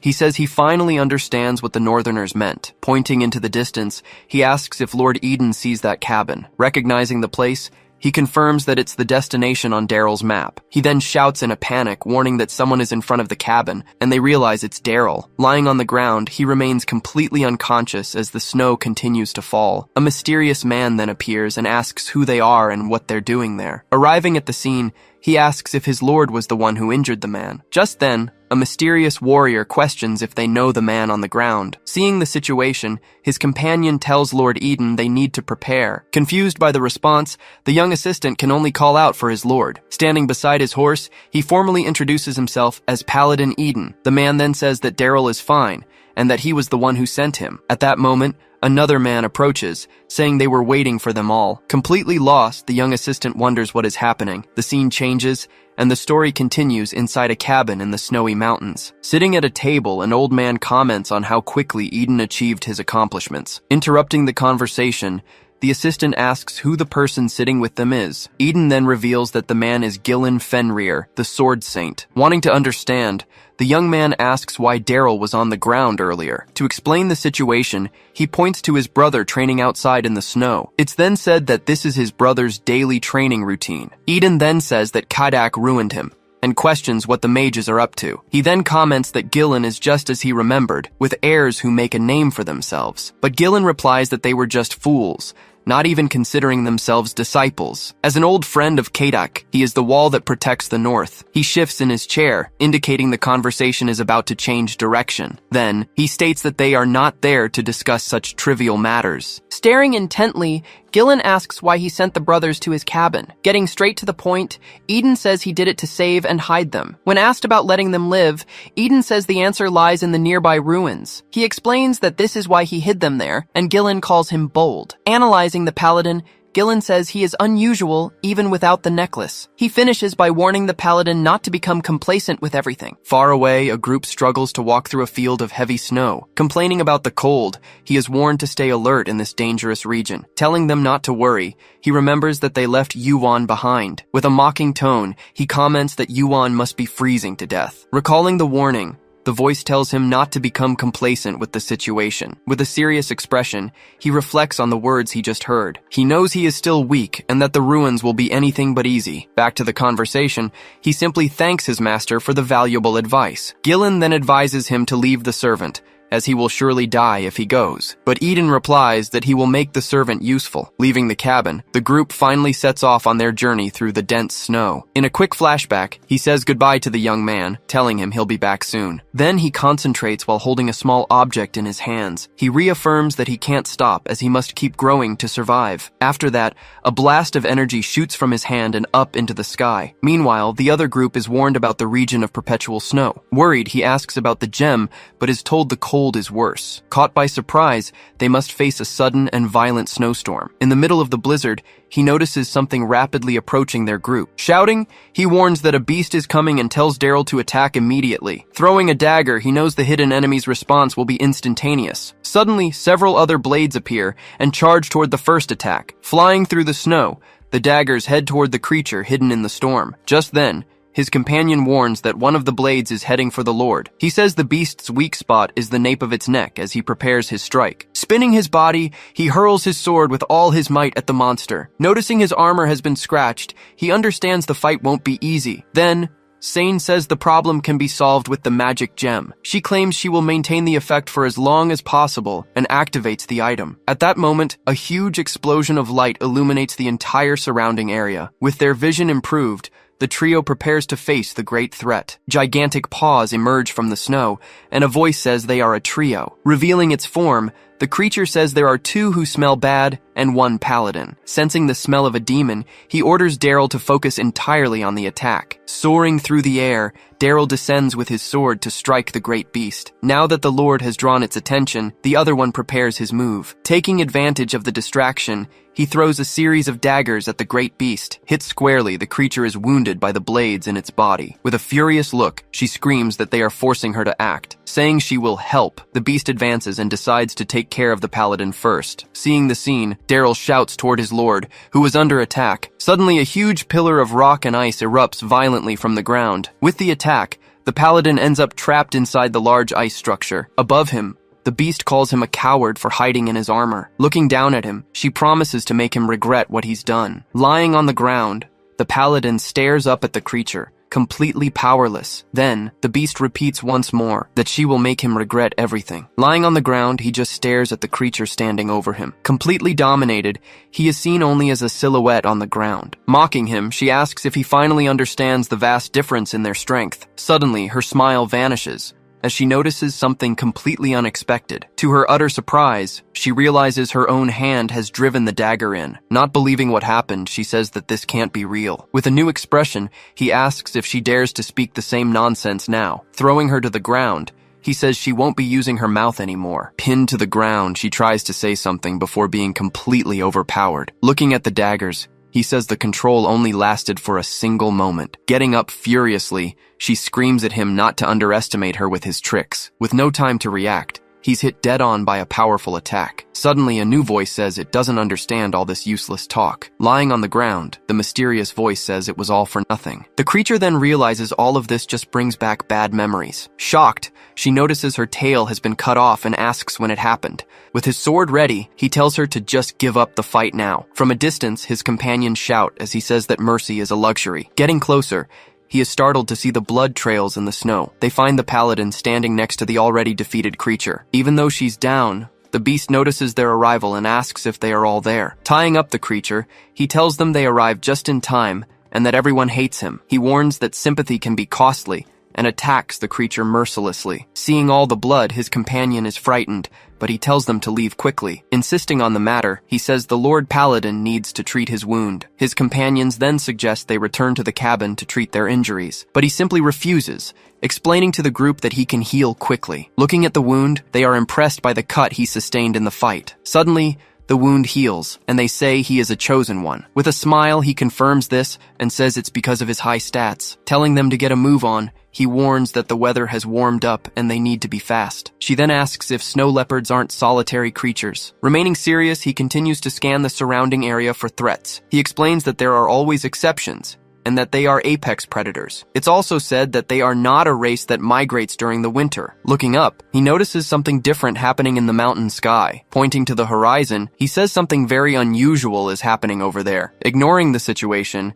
he says that for now, they should focus on the main mission. Hearing his words, the young woman keeps looking at the horizon ahead. At that, he approaches and places a hand on the young girl's head. She asks why, and he says that many people care about her. With a serious look, he asks her to always remember that, no matter what. Nodding, she just says yes in a quiet voice. Pointing out they're late, the group then decides to pick up the pace in the snow. Running through the mountains, one of the companions observes the strange sky above the group. Stopping suddenly, the Paladin wonders what it is he's feeling. Far from them, two mysterious figures are seen atop a large cliff. He notices hail and wonders if he's not being too sensitive right now. His companion then points out that the hail seems to be falling only on the Lord Paladin. With a bleeding nose, he says that God doesn't have much to do with this. He calls him rude, but the Paladin tells him to look around. Turning to the side, the companion is surprised to see the girl looking completely different. With her head down, she can only say that she feels disgusted by everything. Feeling disgusted with herself, she wonders how all this happened so suddenly. Remembering the creature,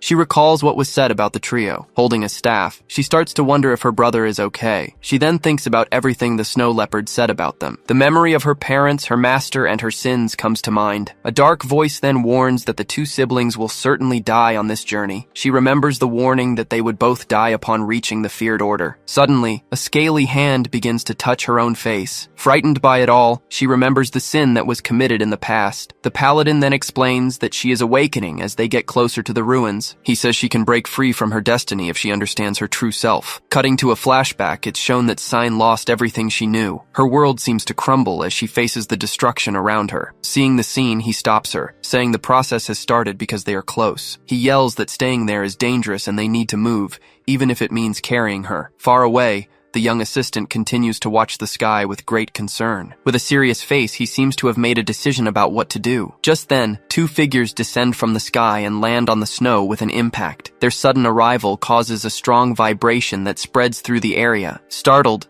he wonders if that vibration could be from a group of demigods. Telling them to ignore it, he orders everyone to run towards the light they see. He questions why the girl's seizure started so suddenly. In agony, the girl's skin begins to transform and show scales. Crying and screaming, the transformation continues to spread across her entire body At the same time, a horde of snow leopards runs toward them. Suddenly, a mysterious figure's feet lift off the ground and begin to float. He wonders if there is something else there besides the snow leopards. Atop the cliff, a figure leaps from a giant sword. Charging against the horde, the mysterious figure attacks all the leopards at once. Sensing the presence, he notices the intimidating aura coming from the mysterious figure. Seeing the newcomer, he understands this is no ordinary guy to face, and so the two figures face each other in the middle of the blizzard, ready for battle. Surrounded by a pack, the man faces the new opponent watching from a distance. He understands that a pack of leopards alone would be a huge problem, but dealing with the newcomer seems like it will be a tough task as well. Unsure what to do, he's told not to be so tense. The man says that now is not the time for them to fight. His companion asks if they should retreat, but he decides to observe a little longer. He tells the leopards it was a duel, and the demi-human lost. Explaining the situation,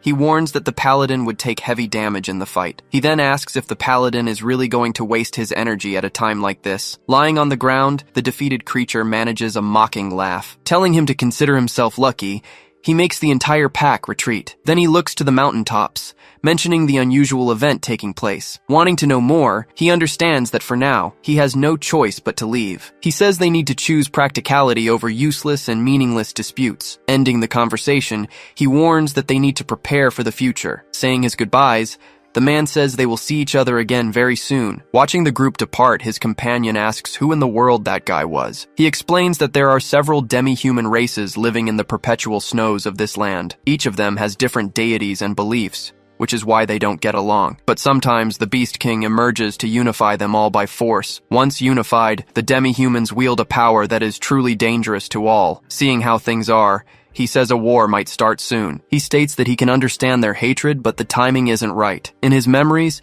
the birth of the Beast King happens much later in the game. It was the ultimate evil, so difficult that many players quit at that point. His companion then asks if that guy was really the Beast King. Saying they need to enter the ruins, he prepares to open the great passage. With a single blow, he shatters the enormous wall of ice in front of him. Holding the item, he invokes his master Elohim Dirk with his divine power. He then orders the ruins to reveal the entrance so they can finally pass through. Blinded by the light, his companion shields his eyes from the emerging glow. Seeing the bridge of light form, he quickly advances across it alone. Reaching the top, he uses his sword to activate the great stone gate. Then, he places the crystal key in the designated spot to open the passage. A magic circle then appears on the ground, starting the ritual to open the door. Suddenly, a powerful voice asks, who dares to defile this great palace? They enter and arrive at the sanctuary of the great and ancient hero Arhan. Finally, inside, he warns his companion not to lower his guard in this place. Sitting on the throne, the hero asks if he is the one chosen by the necklace. He replies bluntly that his name is Eden, and that's all. Seeing his lack of manners, the hero says Arhan was more of a butcher. He gets straight to the point, saying he wants to pass the test and get the treasure. The hero then asks if he brought the girl along to gain sympathy. Confident, he says he will succeed, but the hero questions their motive. He then explains that he promised to give them a normal, human life. Hearing the answer, the hero understands the reason behind his actions. Then, he calls him bold and prepares to begin the great test. Inside a desolate arena, the two groups face each other from a great distance. Under a blood moon, various monstrous creatures begin to rise from the ground. Announcing the start, he warns that death within this test is permanent. Seeing the girl tied up, the hero says they must fight to survive. Facing the battlefield, the group prepares for the great challenge. Stopping his companion, he tells him not to get carried away by emotion. He warns that if they win, they will obtain the treasure that will change everyone's destiny. In a quick flashback, it said that the gem revealed the treasure's information. Knowing this, he prepares to fight with everything he's got. Then, his body begins to undergo a very painful and dark transformation. Revealing his form, he becomes the Sentinel Demon Beast, known as Daryl. Seeing the transformation, the Seeker of Destruction reacts to the siblings' demonic blood. Thanking her, he says he managed to reduce the waiting time by 5 years. Amidst the chaos of battle, he fights as the girl screams in agony. With his stats increasing, he smiles and says it's time to pay his debt. Feeling the intent flow, he charges forward with even greater force against all the monsters. Moving quickly, he cuts down several enemies with a single, powerful, and precise blow. A gigantic creature then emerges from the shadows, trying to attack him with its huge maw. Continuing the massacre, he moves with agility, dodging the monster's attacks. From above, the hero carefully watches the bloody battle unfold. He leaps into the air and prepares a powerful attack against the enormous demonic creature. Impressed by the scene, the hero says he knew he was strong, but not this strong. He notices the blows getting faster and more precise, making him even stronger. Remembering when he was defenseless, he wonders where that guy came from. Recalling the past, he questions where a guy like that emerged from. He comments that the effect is good for monsters, greatly increasing their power. Turning to the creature, he praises it, saying it's doing very well. Wiping the blood from his face, he says it was about time it finally showed up. Surrounded by fallen enemies, he stands firm in the center of the battle arena. Landing with force, a mysterious figure finally arrives on the bloody battlefield. A flashback tells the story of the great hero Arhan, who always defeated demons. The story shows that demons captured his beloved in an attempt to subdue him, but because she was a half-demon, no one would help him in that great battle. Defeated, Arhan watched his beloved die tragically in his arms. Filled with resentment, he was eternally imprisoned by the demon known as Brittany. In the end, he followed the same tragic fate as his beloved, meeting a miserable end. His power sealed space-time in exchange for his life. Because of this, it's revealed that all the demons on that battlefield are real. The hero then says that was just a taste and asks how much he can take. Tired of fighting the weak, he says his stats have increased significantly. He then summons Brittany, the demon of appetite, saying the fight is about to get interesting. On the other side of the arena, the girl seems to agree with what's happening. In her memories, she recalls always being the target of strange looks. Her brother seemed strange, but he told her not to worry about anything. Then she understands that everyone hated them because they were considered half-demons. Shouting, he asks if his sister Sign can hear him from a distance. Crying, she replies that he was right and that fate cannot be changed. He then yells that he was wrong and that she shouldn't believe that. To motivate her, he reminds her that Nari promised to give them a human life. Trying to bring her back, he screams for her to come to her senses. Hearing her brother, she lifts her head and faces him from where she is tied. From atop the creature, Eden says that Derek is very eloquent with his words. It's revealed that the demon Brittany is the final test for the two siblings. The ideal plan is for one to fight while the other destroys the altar that feeds it. Seeing the creature attack, he jumps to dodge the demon's enormous mouths. From a distance, the hero shouts Derek's name as the battle rages on in the arena. Preparing for the attack, he focuses for the next part of the fight. The creature asks if they will finally be free if they defeat that guy. With a smile, he confirms they will and prepares for his next move. Impatient, the creature asks how long he's just going to stand there confirming things. With a swing of his sword, he attacks and cuts off one of the creature's heads. After being cut, the demon regenerates and attacks again with its multiple mouths. He then comments that the feeling of cutting it is quite unpleasant. After being cut off, the monster's head regenerates and reappears. Seeing the regeneration, he says he tried to cut it with divine power, but it didn't work. Telling his companion to clear the area, he prepares to get Derek off the altar. The demonic creature then advances with its minions towards the Paladin and the others. Shouting, he orders the giant creature to swallow him too in this great battle. He is then swallowed, explaining that getting trapped inside the monster's body is the plan. Once anchored, the demon's regenerative power will secure the hook even more firmly. To remove it, he explains that it will need to be pulled with force from the outside. Inside the monster, he prepares to sink his weapon into its flesh. Thinking about his strategy, he says that this weapon should be the most suitable. With a single strike, he drives the scythe into the monster's wall of flesh. Confirming the plan, he reports that the hook has been properly set. Shouting, he announces that he's now going to drag the monster away from the altar. A large explosion of light occurs, pushing back all the nearby creatures. From the inside, the rope tightens and pulls hard on the monster's flesh. Being thrown from side to side, he feels the impact of the immense force. On the outside, his friend helps by attacking the monster's main body. Still inside, he resists bravely as the plan continues to unfold. Gritting his teeth, he screams in pain while holding his weapon tight. The scythe's blade is shown buried deep in the creature's flesh. Regenerated, the monster opens its mouths and prepares to attack the Paladin. Asking Derek to handle the altar, he says he will stop the monster. Running in his serpent form, Derek charges towards the large altar. With all his strength, he delivers a direct body blow to the altar's structure. Impacted by the blow, the altar finally begins to show some cracks on its surface. Then, a magic circle appears as the creature is surrounded by several swords. Being freed, the creature returns to its normal form after the ritual ends. Out of control, the monster's many mouths begin to scream in pure agony. Writhing, the monster's body slowly begins to fall apart completely. He announces it's the end for the monster and tells them to save the girl now. Meanwhile, the hero watches the two of them finish off the large, many-mouthed monster. Seeing the monster writhe,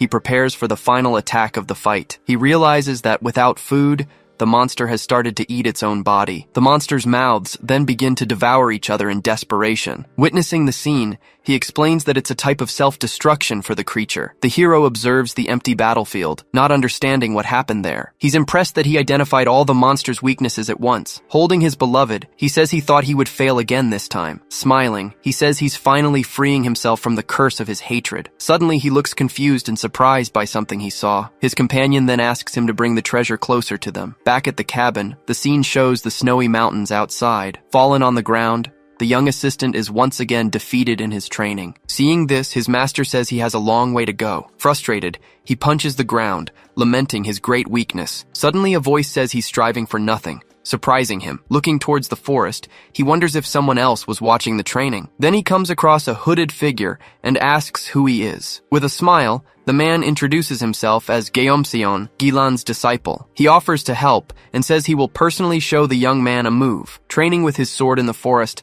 the young man struggles to cut through logs. Just then, his master approaches, saying his sword skills have improved. He mentions he thought the boy had died when he found him lying in the snow. Stuttering a little, the young man tries to explain the situation to him. In a quick flashback, he tells him about a figure who taught him in a dream. Questioning his master, he discovers there are no other disciples nearby. He then becomes thoughtful, thinking it was all too vivid to be just a dream. Seeing his progress, the master announces he will increase the intensity of the training. Changing locations, a man arrives at the ruins of an ancient sanctuary. Inside, a priest announces he will remove the demon's blood from his body. He begins to explain that the sins of the ancestors are passed down. Interrupting the reading, he complains about the fate of future generations. He questions why everything has to be so complicated, if in the end, the sins are forgiven. Revealing the reason, he says that the other person's siblings are eligible. With a smile on his face, the man just listens to the priest's explanation. Inside a room, a man kneels and shouts about a rookie paladin. He continues his questioning,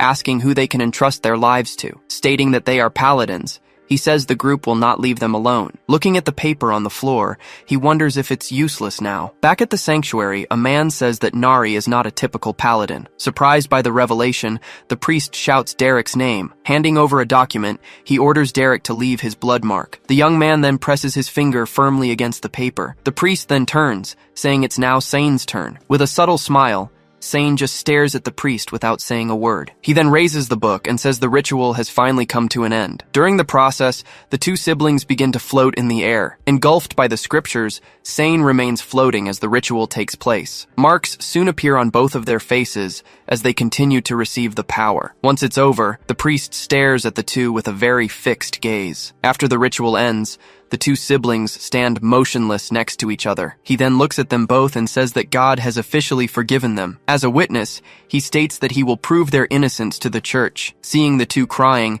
the paladin simply asks the reason for their reaction. The older brother then says that now he can understand everything that happened. He then wonders how he can ever repay all the kindness he has received. Grabbing the paladin, the young man gets emotional and starts talking to him. He then replies that it wasn't an order and that he's embarrassed. Touching the girl's head, he says it was a decision he had to make. He goes on to tell her that it's okay to make exceptions. Seeing the situation, the older brother calls out to his younger sister. Bowing deeply, the young man thanks the paladin for all his help. Asking him to stop, the paladin says the situation is uncomfortable. The young man then says he knows who he must repay this great favor to. Kneeling, he dedicates his life and his death to his new lord. Offering his sword, the young man asks the paladin to accept his oath. Thinking about what to do, the paladin reflects on not having expected this situation. Placing a hand on his, he tells the young man to leave everything to him. The young man then says that even if he admits it, the denomination won't accept it. He adds that it might seem inappropriate,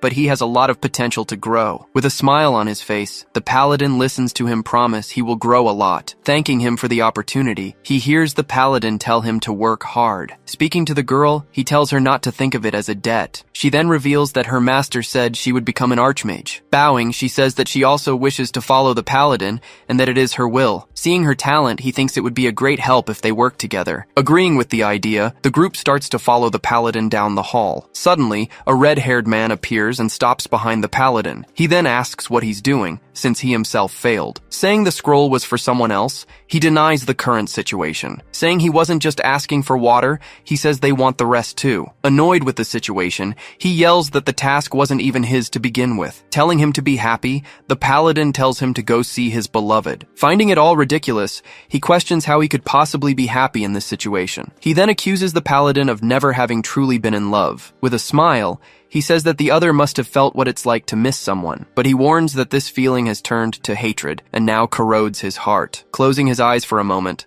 the Paladin just agrees with the statement. He then assumes the Paladin must have his own problems too. Telling them to stop talking, he shows a small object in his hand. The object then transforms into a large weapon that begins to float. Holding the weapon, he says it's the artifact, Gargantua sword. Seeing the siblings' reaction, he says it's something too precious for him. With a smile, the Paladin says the spear is good, but so is the chest. Then the chest finally opens, revealing its contents to all of them. Raising his hands, the Paladin makes a golden object float in front of him. Saying that he's good, the red-haired man acknowledges his talent, revealing it to be a divine egg. He explains that a unicorn can be born from it. He then warns that the egg resonates with whoever passes the trial, and hatches soon after. According to Arhan, a unicorn or a celestial horse should usually emerge from it. Then the egg explodes, indicating there's a chance something different will be born. Moving to an open field, the group walks through a mountainous landscape. Back at the location, the master meets his disciple again and comments that he's returned. Noticing the company, he remarks that the young man is with a very strange crowd. Watching the group,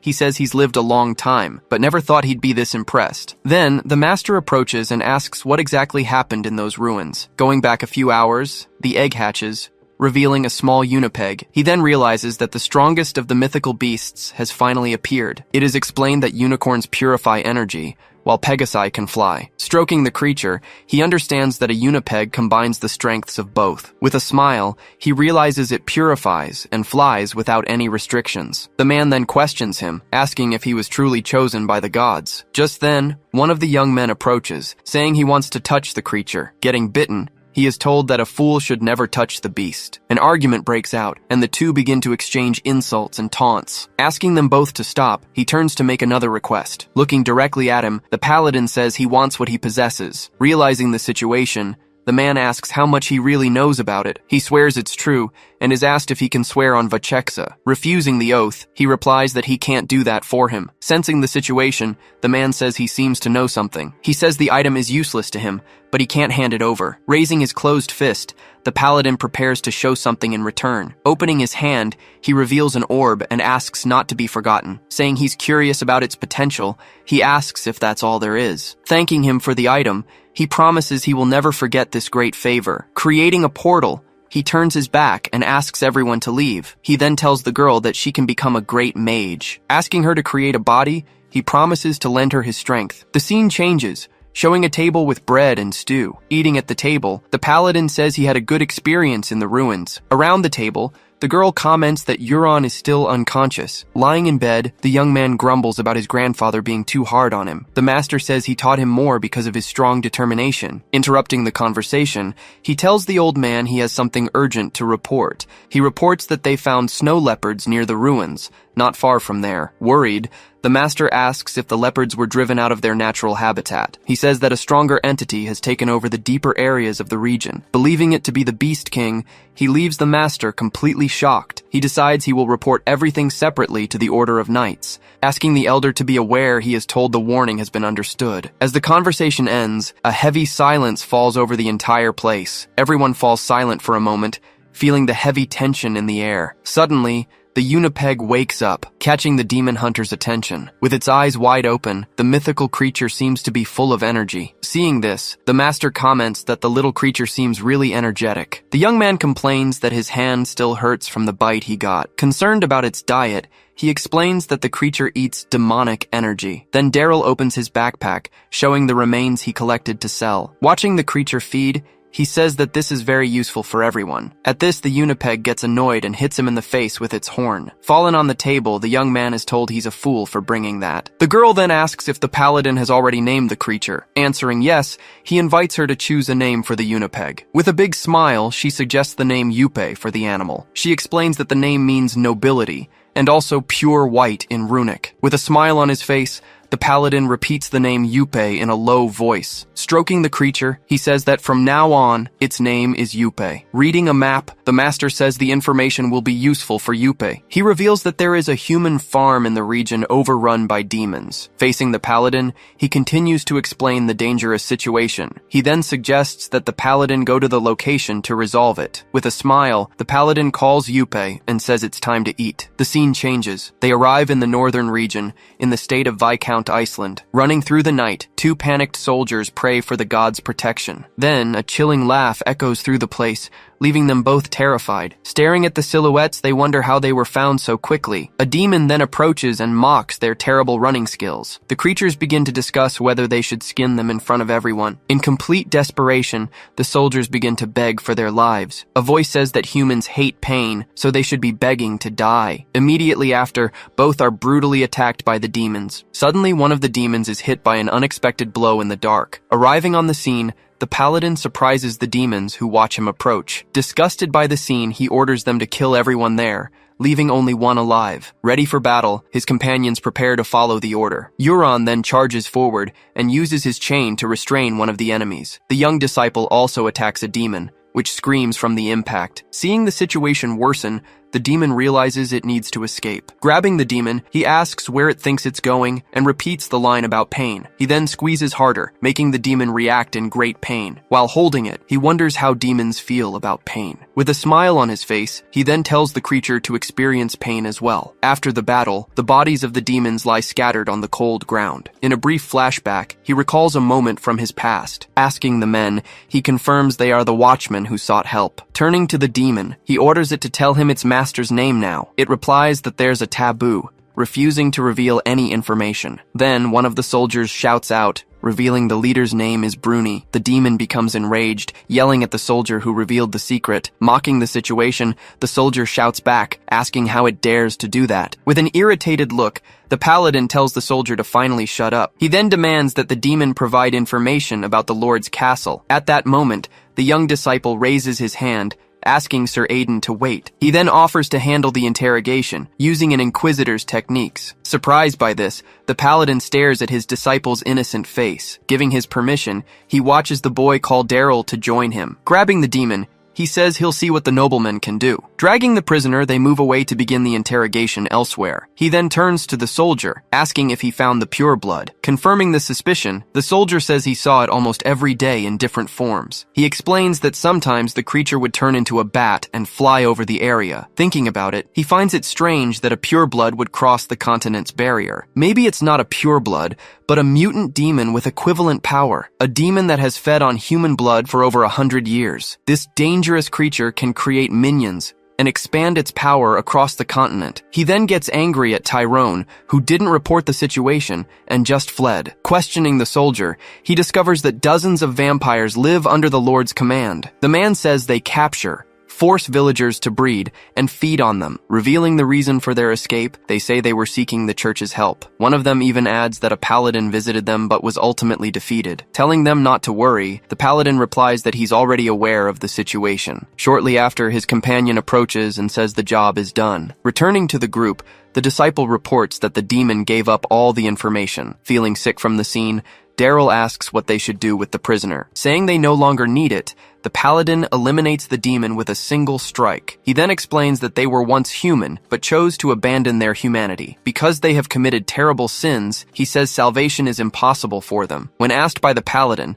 the young man confirms he found a secret infiltration route. Praising the good work, the paladin says they can use the tunnel to get inside. With a smile, the disciple boasts that he learned his lesson very well. Saying it's his duty, the young man tells Daryl to be quiet after the taunt. Observing their interaction, the paladin realizes the two have become quite close. He then reveals his plan to block the escape routes with barriers. At that moment, Sane and his sister finally arrive at the location on horseback. Telling her they need her, the paladin says they will use her barriers in the mission. Readily agreeing, she listens as he says he'll explain the details on the way. Turning to the soldiers, he asks them to let him know when the Lord appears. Seeing Yupe floating, the paladin smiles and says it followed him well. Petting Yupe, he tells the creature it can eat as much as it wants. Arriving at Mutan village, the group comes across the Viscount's estate. Forcing the humans to walk, a voice yells, telling them to move faster. At night, the Grand Estate's courtyard is completely empty. In the midst of despair, one of the prisoners asks if the gods have abandoned them. Moving through the shadows,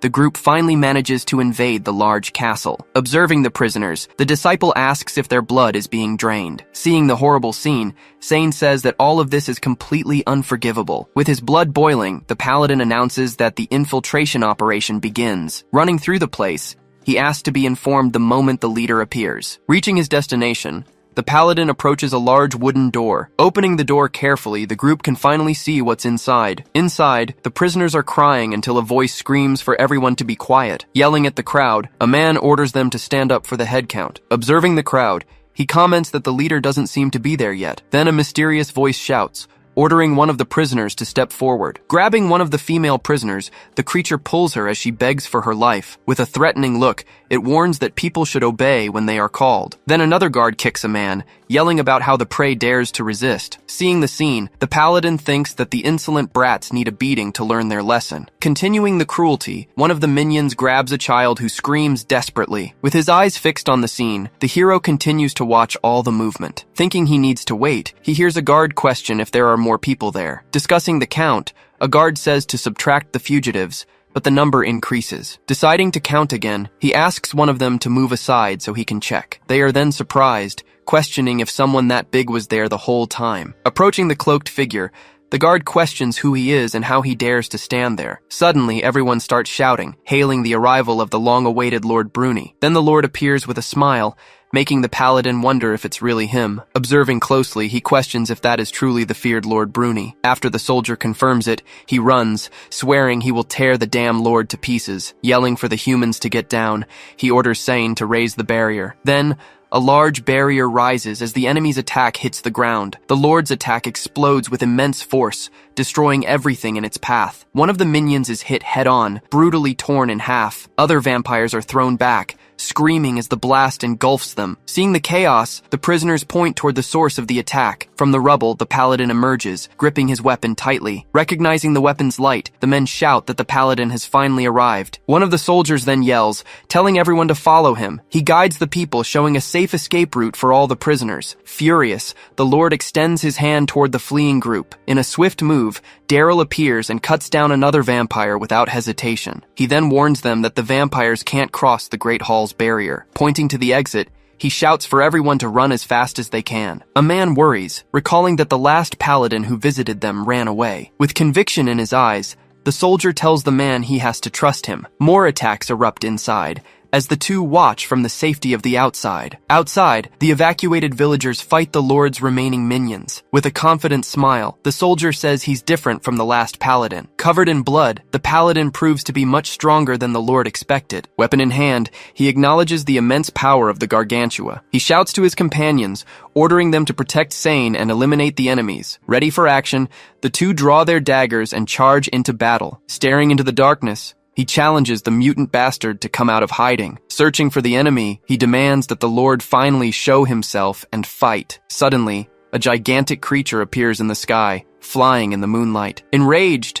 the monster asks how he dares to destroy its cozy nest. Calling the Paladin a worm, it roars for the human to prepare himself. It threatens to dissolve the Paladin's body with its blood until nothing remains. Facing the creature, the Paladin prepares for the final showdown with the Lord. Yelling about its rudeness, he charges forward to strike the monster with his weapon. In a powerful attack, he swings his weapon and lands a direct hit on the creature. As it hits the armor, the monster's blood begins to corrode the metal. Seeing the damage, he realizes his armor is melting on contact. The Lord begins to laugh, saying the Paladin greatly underestimated him. Flying toward him, the creature prepares another direct attack. Using his weapon, the Paladin blocks the monster's mid-air advance. He then tightens his grip, managing to push the creature away. Seizing the opportunity, he lands a powerful blow that sends the monster flying. With a swift move, the hero hurls the monster's body to the ground. The Lord screams in pain as he crashes hard onto the ground. The blow leaves him terribly wounded,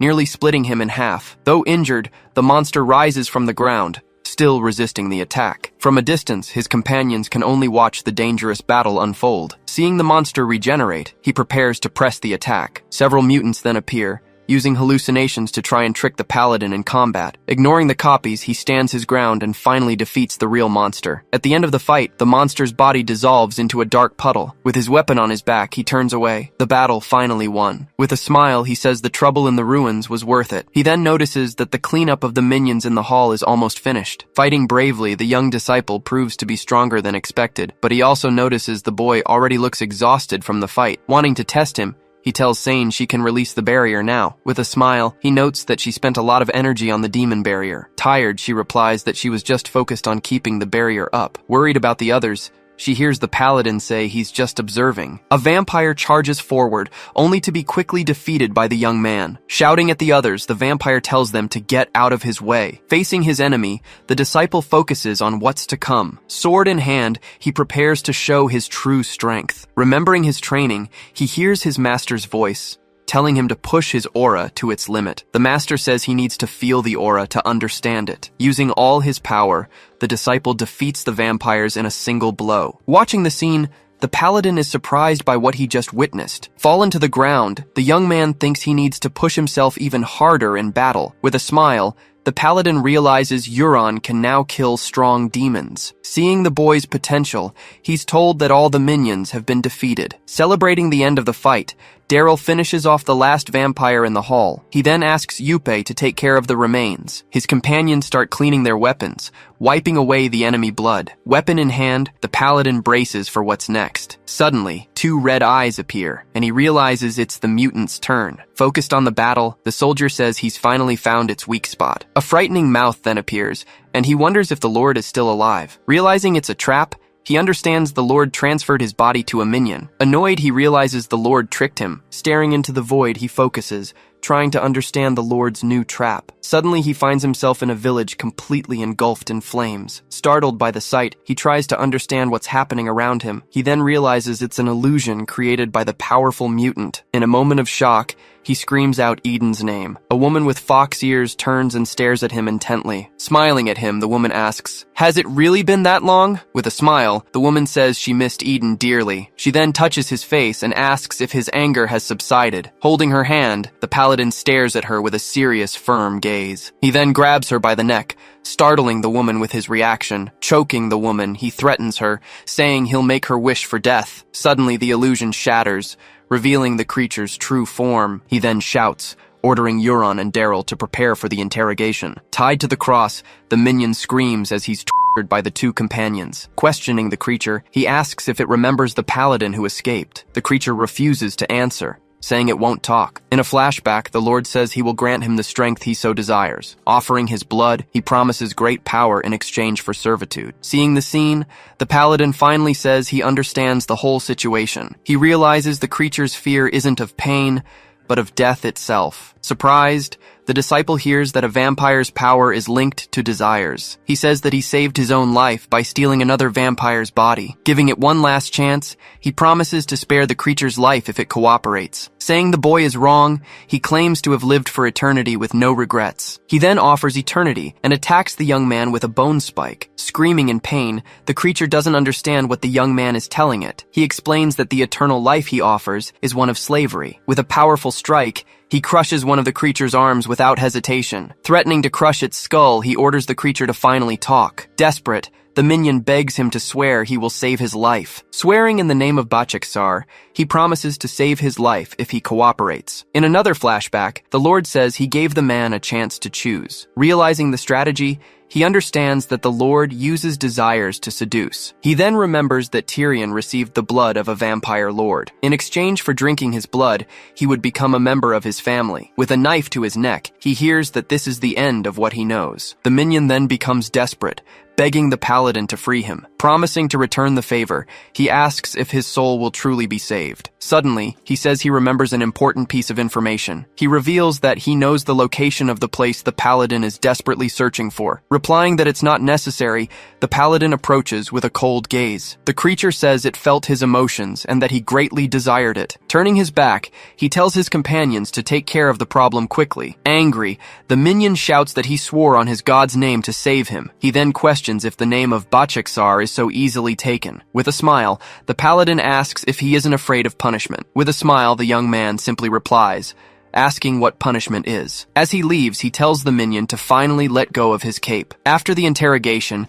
the vampires are burned by the villagers themselves. Watching everything turn to ash, they finally release their suppressed emotions. After calming down, everyone thanks the paladin for all his help. With a distant look, he remembers the benefactor who brought this disaster. In this place, the new village lord was the only remaining son. Questioning the paladin, the boy asks if he is qualified for the position. He is then told he must fulfill his duty, as he is the only one left. Supporting the decision, the paladin says the church will cooperate in the reconstruction. With tears in his eyes, the new lord gives thanks for all the support he has received. On behalf of everyone, he expresses his gratitude for the paladin's grace. The scene changes, and a seal is stamped on a document in the lord's office. Sitting at the desk, the paladin says the report is finally closed. He discovers that the imperial report contains important information about the king. The church's report clears Daryl and Sane of all charges. In the end, he bends down to pick up the last remaining letters. Elsewhere, a woman questions why God tolerates the world's suffering. Saying he thought she would say that, the man questions his own faith. The woman then explains that faith was created in the god Bachexar. He explains that there are other tribes who believe in a warrior god. Another group worships a great sage, causing accidents with divine power. The woman then asks if he also recognizes these beings as gods. She explains that religions are diverse, just like the gods they believe in. Because they believed in a perfect god, humans used their teeth to bite one another. With the majority believing in Bachexar, other religions become heretical. He says that people usually raise their voices when their faith is denied. He notices Uriel has a relieved look on her face,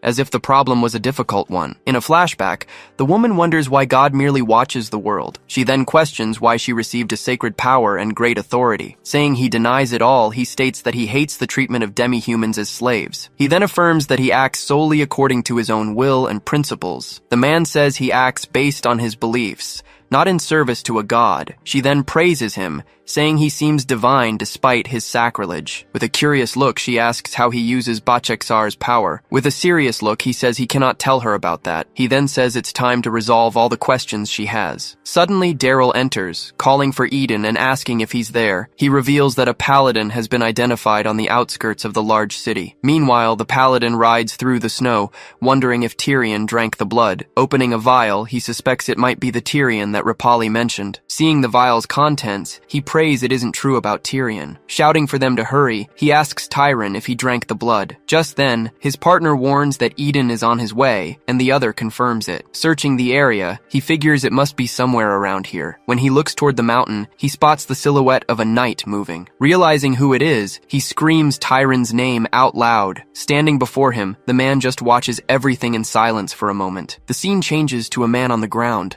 praising his lord with a smile. He then says that maybe that's why it all seemed even more hateful to him. Back at the encounter, the paladin grabs the other, saying it was all bullshit. Leaping at him, the warrior attacks with his unsheathed sword, letting out a yell. After blocking the blow, he asks if Tyron really drank the blood. With a fixed stare, the other simply asks if he's curious to know. He explains that his ability only activates when a demon is recognized. Wielding his weapon, he warns that suppressing the threat is the priority. With that, a powerful attack sends his opponent flying, who screams in pain. Seeing the color of the blood, he wonders if the other might be a vampire. He then falls back into the snow, his mouth bleeding heavily. Standing over the body, he simply calls out Tyron's name. He then tells him to stop resisting and asks if he admits to the accusations. Looking up, he admits it's true that he committed a terrible sin. He accuses him of being a weak bastard who didn't know what to do, but he just asks which version the paladin wants him to tell. Affirming his position, he says he confessed his guilt but not his defeat. Even injured, he gets up, and the other doubts he can win like this. Continuing to speak, he says it's obvious the other is going to lose. He then says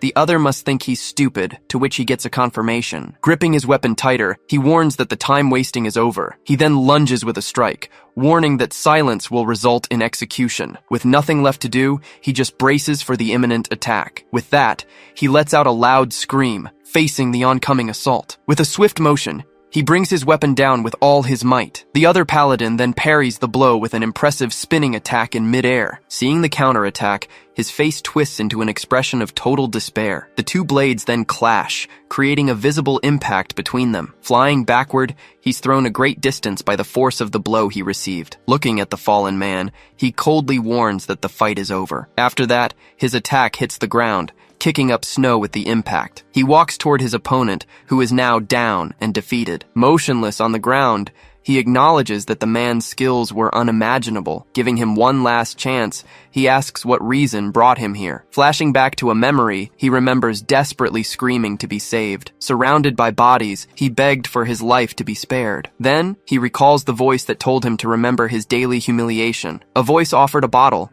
telling him to drink to erase his defeat. Back in the present, he's struck by a blow and falls to the ground. Falling to his knees, he gasps on the ground, trying to catch his breath. In pain, he says he doesn't know if the other will believe his story. He explains he came back because he wanted to die as a paladin, not by drinking the blood. Believing in his honor, he promised himself he would fight the mutant. He reveals this was his plan even before arriving in this territory. Arriving at the place, he remembers people thanking him and asking for help. But with Eden's arrival, he realized everything had already been taken care of. The paladin then calls him irresponsible for coming alone just to die. With a smile, he admits he knew he'd hear that from his noble companion. He confesses that Eden, with all his achievements, was the kind of man he'd always admired. Saying he won't speak anymore, he reveals he left the evidence on his desk. He took the blood as evidence, even knowing it wouldn't wash away his sins. He then warns that the others will soon come after him, where the mutants are. The paladin then asks if it's true they thought it would be an easy task. Laughing, he says that in the end, he'd be killed by the others, not the mutants. He reflects that if it's all true, Tyron was tempted and then seduced by the devil. Even in regret, he never forgot the salvation of his people, paying the price. At this, he questions if the man truly deserved to die for this. Knowing the execution unit has no pity, he thinks about the church. He then concludes that in the end, Tyron would be killed without any chance of mercy. Thinking about human error, he questions if it's fair to kill someone who repents. He then spins around quickly, turning and throwing his weapon with a shout. He extends his hand forward, preparing to block some kind of attack. Flying through the air, his battle axe is thrown with incredible force. Suddenly a hand appears, managing to stop the axe in mid-air. Surprised, he didn't expect her to arrive so soon, blocking it with just one hand. A woman appears, saying she was eager to finally meet Sir Eden. With a smile, she announces she will greet him properly after she crushes the traitor. Annoyed, he wonders why it had to be her of all people to show up now. With a smile, she apologizes for her rudeness in front of the hero. But she warns that the traitor must be executed and leaps toward him. Seeing the attack coming, the man on the ground is completely paralyzed by fear. Eden then steps in front, and the woman stares at him in surprise. A quick block manages to stop the advance of her strike. Laughing out loud, she raises her weapon and continues her relentless advance. His hand clenches into a fist, preparing to intervene once and for all. He then rushes forward and shoves the woman with his arm, throwing her aside. Thrown back, she demands to know what Lord Eden is doing. He faces her with a serious gaze, showing he's not willing to back down. With his weapon in hand, he shouts loudly, ordering her to stop immediately. Confused, the fallen man wonders why he was saved from being killed. She then questions why he is defending the traitor, and he answers calmly. Changing scenes, she mentions a fight, talking about a scarf made from an enemy. He then states with certainty that Tyrone is not a follower of the evil god's cult. With a surprised look, she suggests that perhaps their sins are even greater. Saying he doesn't understand, he comments that all she wanted was to kill the traitor. She confronts him, questioning if he hadn't tried to execute the man himself earlier. Denying the accusation, he says he was only verifying Tyrone's crime against Sileron. She turns toward him, waiting to hear what he would say next. Seeing her companions arrive, she asks what he meant by that. Just then, one of them scolds her for rushing ahead, and she apologizes. Recognizing Bard Eden, the man asks him to tell the full story. In a flashback, he shows Tyrone facing an enemy he couldn't defeat. He explains that Tyrone was defeated without enough time to truly recover. Concluding the story, he says that's why the man desperately needed help. Outraged, the man asks if the traitor wanted to use them as mere tools. He says that finally someone understands, and that exploiting knights was wrong, but not a fatal offense. Asked if he has any evidence, he simply replies that he has no proof. He says that without proof, perhaps the paladin was deceived by the traitor. Calling for an investigation, Eden states that death is not the solution for this. Though reluctant, the man agrees with the decision since his lord insists. With a smile, he confirms that the man's execution is suspended for now. At that, The other Paladin yells at Tyrone, blaming him for wasting his time. He warns that if he's guilty, he must pay, and if he feels remorse, he needs to pray. Looking at his savior, he begins to say that his lord is truly. With great sincerity, he turns and simply thanks him for the help he received. Laughing hard, the woman says it's finally time to kill the transformed ones. Suddenly, a voice announces that he has already defeated all the creatures for Lady Sileron. Asking about the bodies, she offers to help with the cleanup by turning them to dust. Another man explains that he has already burned everything, and she realizes it's not her day. Coming closer, she asks if he knew that each creature had a different flavor. Already on his horse, he says he can't take it anymore and that they need to leave. Before they leave, a companion calls out, saying he has news for Lord Eden. He informs them that the campaign has been cancelled and the detained troops will be released. Taking the opportunity, he introduces himself as Jude, a holy mage of the Knights. Shaking his hand, Eden says it's a pleasure to finally meet him. With a slight smile, he comments that Tegan is doing a good job. Then, Jude mentions that he knows he is a special friend of the priest Geras. He then announces that Geras has become head of the council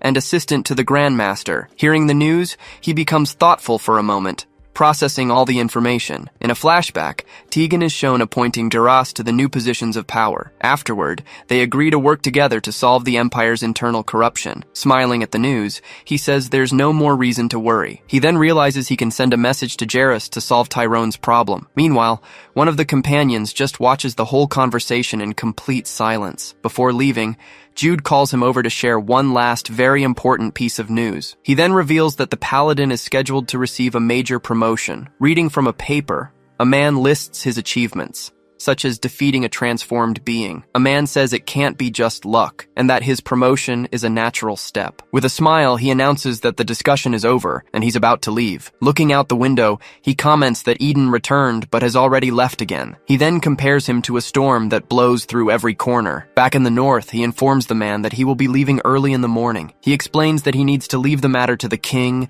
the Empire, and the church. The man complains about getting all the work, but Eden wishes him good luck. Remembering the confrontation, he starts to think about what he felt when facing Sileron. He says he once felt the power of the sacred flame he received from Geras. The flame's activation happens when Beklasar's faith finally resonates with the user. He then wonders if the faith truly resonated with him at that moment. Without an answer, he admits to himself that he doesn't know the truth. Either way, he thinks that the characters differ depending on the path in the game. Clenching his fist, he understands that he just needs to practice that feeling he felt. Just then, the man calls out to him with a confused expression before he can leave. With a smile, he asks if they can have a duel before he leaves. Accepting the challenge, the man tells the boy to get ready for the fight. Charging forward, he says he wants to see the other's skills in combat. Then, the two weapons clash midway with a great impact. Changing scenes, a horse runs through a sunny, tree-filled forest. Approaching a river, he tells his companions that they have arrived. In a quick memory, a man and a little girl scream with happiness and excitement. Pointing to the horizon,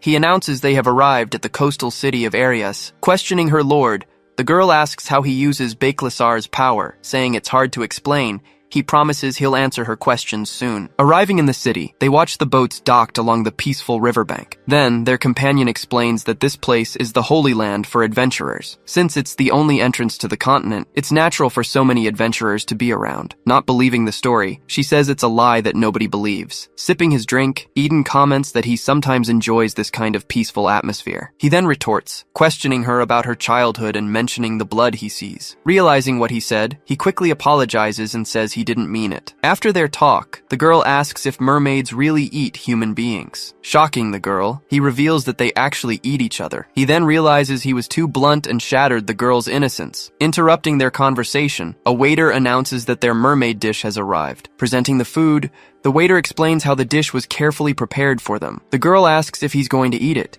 but he says he wouldn't accept it. Revealing that mermaids are like them, he says the topic is forbidden. At that, the man grabs him, questioning if they are human, and he answers. With a determined look, he prepares himself, as the time to act has finally come. Riding alone, he leaves before Uriel can read his letter and arrive. In a flashback, He remembers there was someone he needed to find first. Saying he has work to do, he says goodbye and arranges to meet at a local inn. Arriving at the Adventurers Guild, he climbs the building's stairs with a purpose. As he comes down the stairs, he notices a figure watching him from the floor above. A woman calls out to him, asking if the Paladin was looking for her there. Introducing herself as Yuna, she says she's happy to finally meet him in person. Curious, she asks why he was looking for her, and he asks her to come with him. He then corrects their destination, explaining it would be the bottom of the sea. Hearing the request, she just stares at him in silence for a moment. Sitting in front of him, she asks if this is some kind of Paladin joke. With a weary sigh, he prepares to reveal what he truly knows. Despite her being a skilled adventurer, he knew there was a hidden truth. Mentioning the taboo, he asks again if she will take him to the sea. With a nervous laugh, she suggests they get something to eat and discuss the matter. He then asks if she knows any good restaurants in Arias with mermaid dishes. Seeing the woman's reaction,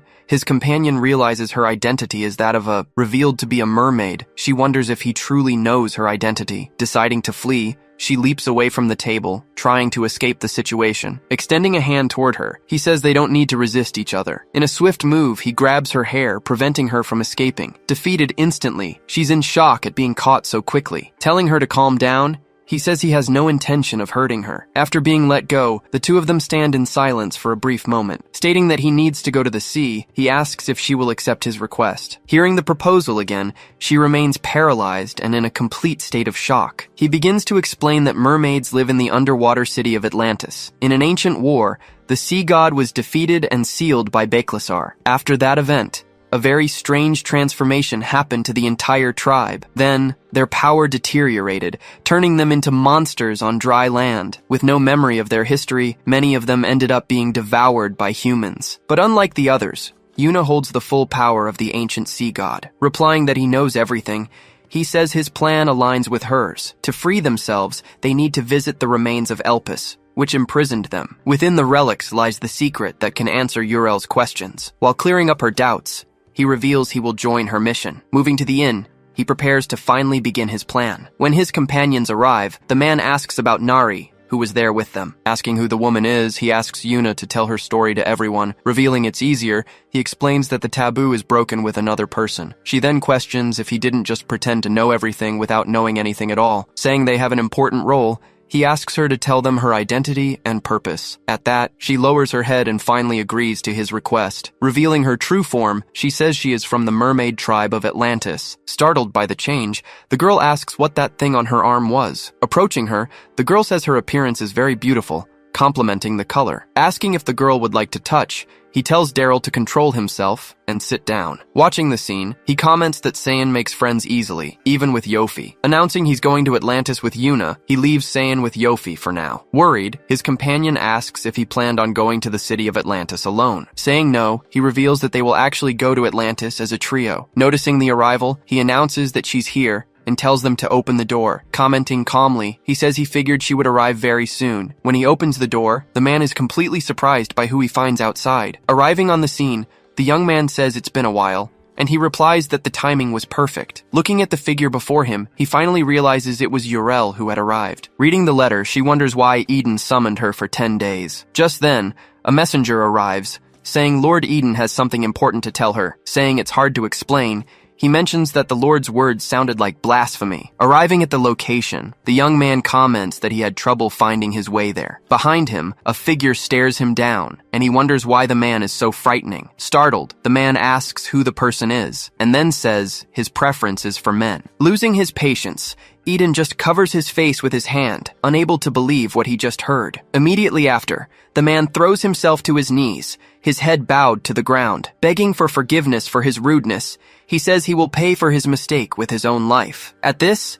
Eden warns him that if it were any other saint, he would certainly be dead by now. Asking him to stand up, she says that if people were killed for that, no one would survive. She turns and asks if it's not true, and he awkwardly agrees. Thanking her for the journey, he asks what excuse she used to come. She replies that everyone thinks she went to a funeral, which is blasphemous. Approaching them, Yuna curiously asks what this so-called funeral is among them. He explains that the funeral lasts for a month and is a prayer ritual. He adds that it is forbidden to eat, sleep, or receive any kind of visitor. Hearing the explanation, the young man agrees that it does in fact seem quite useless. Telling him not to feel guilty, Eden says that he did well. He continues, stating that the belief in assuming divinity is a superstition. Leaving the girl thoughtful, he says that sacred power is not obtained that way. To begin, he reveals that he brought her there to show her the evidence. Beside him, she replies that he will definitely have to show her. He then reflects on how Ural began to doubt whether Beklasar was truly omnipotent. Suppressing her disbelief, she eventually had a horrible breakdown because of it. Before her heart is broken, he needs to act as quickly as possible. With determination, he declares he will personally destroy the strong belief she holds. Getting everyone's attention, Yuna tells them to continue the conversation they were having. The group then sits at the table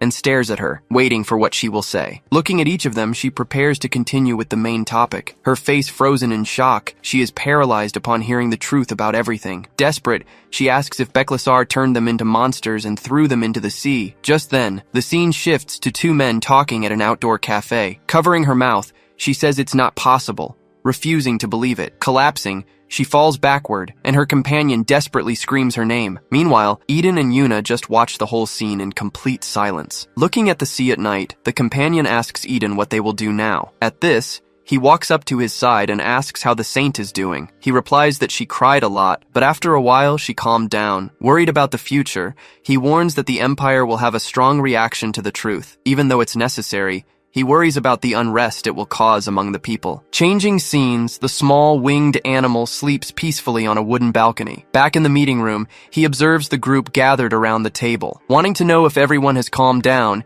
he asks the young woman a question. Her companion then asks what happened to that paladin from the north, Lord Tyron. Smiling, he explains that Tyron was dismissed without a trial, and Xeras took care of everything. With everyone gathered, a woman announces that they were waiting together for the Lord's scriptures. After resting, he and his group immediately depart on a small boat. From the docks, their companions bid them farewell, wishing them a safe journey. Sailing on the open sea, the trio continues their journey under the starry night sky. As the boat moves forward, they press on, cutting through the dark ocean waters. Noticing the change, he comments to the young woman that she seems a bit calmer. She then confirms this, saying that the things she suspected have now become much clearer. Remembering what happened, he recalls that the saint then began to say something. Feeling a strong vibration, she asks Lord Eden what is happening. Unable to believe what's happening, everyone suddenly freezes completely. Realizing the danger, she screams that it's a surprise attack by a group of mermaids. Desperate, he asks how much time is left, and she warns that they need to go further. As the boat is thrown from side to side, they struggle to stay on their feet. Shouting over the chaos, he warns Jonah that the boat will sink if they keep this up. Shouting to everyone, she tells them that if they eat her scales, they will be able to breathe in the sea. With some hesitation, they bring the scales to their mouths and eat them. Just then, a giant tail emerges from the water, flipping the boat with its force. Seeing the struggle, he realizes he needs to protect the saint first. Giving a firm order, he tells everyone to jump on his signal. Desperate, she begs the paladin not to kill them, assuring him that she will drive them away. After agreeing, he hears Yuna thank him and promise she will resolve everything quickly. Starting a countdown, he shouts the number 1 as the boat is nearly sinking. Continuing to shout, he quickly reaches 2 and then 3. Giving the final order, he screams for them to jump and leaps towards the water. Jumping from the boat, the 3 of them fall into the sea together and disappear into the dark water. Underwater, he continues to sink as air bubbles rise to the surface. Sinking deeper and deeper, he says that Atlantis must wait for his arrival. Surprised by the situation, Yuna remarks that it's amazing to be able to breathe underwater. Just then, the saint's body begins to change,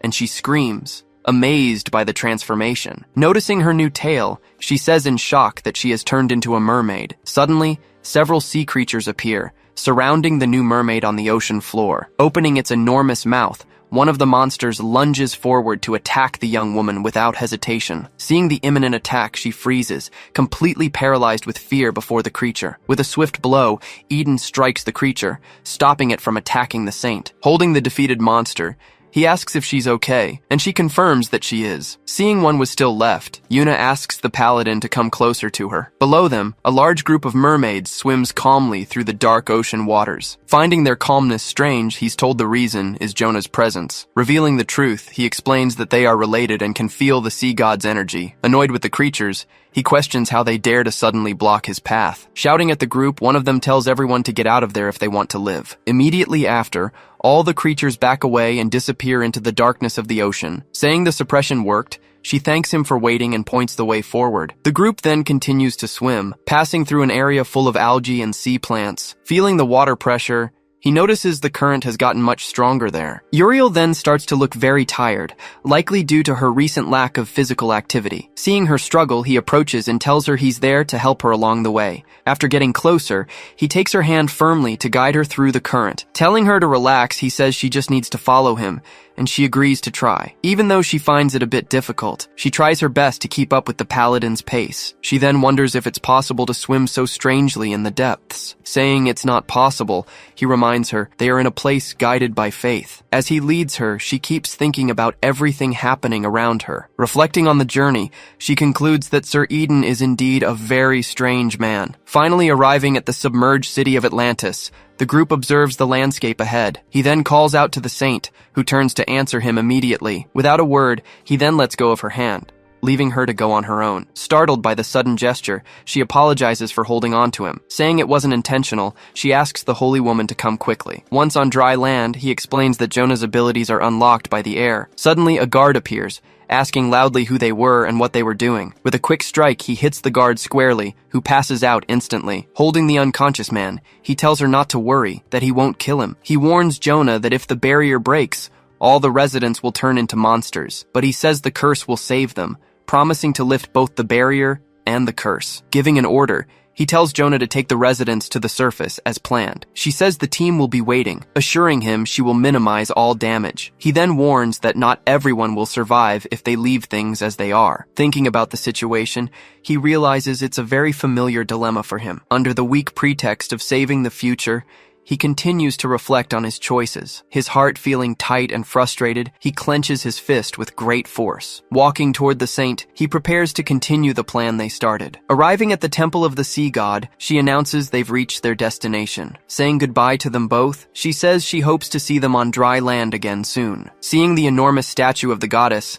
the saint comments on its imposing presence. Looking up, he states that it was Shaylin who started all of this. Without further hesitation, he just turns to the woman and tells her it's time to go. Standing before a door, he explains that inside lies the key to the saint's doubts. Then, the large doors open slowly, revealing what was on the other side. Entering the temple, the two walk together toward the enormous statue of the goddess. Clenching his fist, he remarks that he can finally use what he received. He then reveals the authority he received from Arhan as the great god's representative. As the divine representative, he calls Shaylin's name, holding the power in his hand. Announcing the forgiveness of her sins, the statue shatters from the item's power. With the statue's destruction, the entire place begins to shake and crumble. Outside, the protective barrier shatters into countless pieces all at once. Seeing the broken barrier, Yuna screams in desperation as water begins to flood in. Before the city is sealed, he says he has something to tell the woman, saying he didn't need to bring her. He reveals the goal wasn't just to save her. He then explains that they actually need both eyes of the powerful saint. In a direct request,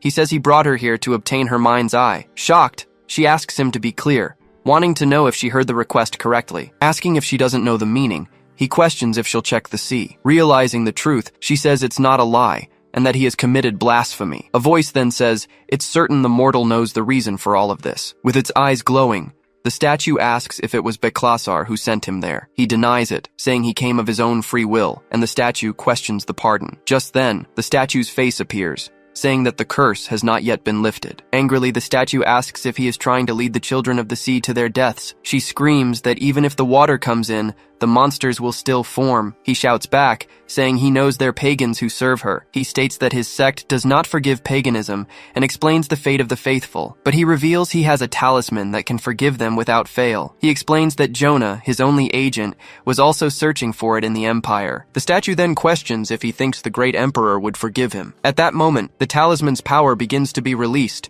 and the woman screams. Losing her breath, she begs him to hold on, and he speaks of his lord. She asks if his lord asked him to do this, and he says he doesn't know. With a threatening look, he warns that if the woman beside him dies, with his eyes glowing, he states with certainty that he will annihilate her people. The statue then just stares at him in silence for a brief moment of hesitation. Confident, he warns that he won't die, as he has a well-prepared plan. After that, the statue's eyes glow, and she just watches him in silence. Without backing down, she says he is no ordinary being, and that he didn't flinch. Assuming his truths are useless, she says she comes from a school of thought. Calling him an arrogant child, she says he will never break her will with that. Saying their sins have not been forgiven, she tells them not to trust her at all. Then a great blast of energy hits the three of them, throwing them back. In the midst of the explosion, a voice accuses him of being the one true problem. Having received a false title, his truth was completely buried because of it. Clenching his fist tightly, he prepares to deny the other's death. Warning that this is their only chance, he asks everyone to be very careful. Receiving the title of Liberator of Atlantis, he faces the statue before him. With the flow of the water, they continue on their way to their final destination. She asks where they're going, and he replies they're headed to the great hero's ruins. She comments that the villagers turned into mermaids, but they are safe thanks to Jonah's power. Saying she has no other choice, she states that she must move forward with the plan. Mentioning that Gyeong asked for the divine eye, he asks if that's even possible. With a downward glance, he just confirms that yes, it was indeed possible to do. Believing he treated her with sincerity, she feels used by him. Saying he wasn't sure if she would come, he adds that there's another reason. He then reminds her of his promise to tell her the truth about the gods. Offering to help, she says that if he asks, she can simply hand over the power. Refusing the offer, he asks her to understand that it's not for personal gain. Saying she doesn't need to answer immediately, he tells her she has time. He continues, saying she can decide after the evidence is clear. Then, the two continue swimming together towards their final destination in the sea. Thinking about his gains, he reflects that even if she refuses, it's still a victory. He believes it will be easier to manipulate the plot with her divine eye. Saying the decision is hers, he lets her think about the important matter. Arriving at the hero's ruins, the two observe the ancient structure before them. Seeing the barrier that not even water can penetrate, he says they can enter with their powers. As they pass through the barrier, the two are shocked by the scene they find. Bound by chains, a skeletal body is trapped in the center of the hero's ruins. Looking down at the two below, the chained being observes them, calling them demons. Calling her closer, he asks her to come with him for now so they can move forward. Asking for a moment, he apologizes and pauses for an instant before they continue. Completely paralyzed by fear, she says she can't move her body properly. Then, a hand takes hers firmly, trying to reassure her. Seeing her difficulty in moving, he offers to help her along the way. He then asks if she's doing it on purpose and tells her to calm down. Closing her eyes, she finally says she understands and will begin the task. After that, the two approach the large stone slab on the platform together. Using her powers, her eyes glow as she deciphers the ancient inscription. Then the text on the stone begins to glow, revealing its contents to them. Shocked by the identity, she turns and asks if it was all true. Confirming the story, he says the being was praised and obeyed his god's orders. But he explains that the being fell from grace, becoming the original demon there. It is then revealed that Elpis was the one who proved his god was not omnipotent. Reading the stone, they discover that Elpis threw the entire tribe into the sea. Unable to overcome the guilt, he succumbed to a corruption that feeds on emotions. In the process, he even tore out his own eyes and ears, but the guilt remained. So he decided that to end the guilt, the tribe needed to disappear. Becoming a demon, his purpose was to kill the entire tribe so he would not be tormented. That is why Elpis sealed himself there, with what little sanity he had left. Faced with the situation, he says that she now has a very important choice to make. She could either awaken the demon, or simply turn her back and walk away. Looking at the demon, he says that of course he already knew what to do. With a smile, he reveals that he is thinking of finally waking that demon up. From the ruins of great heroes,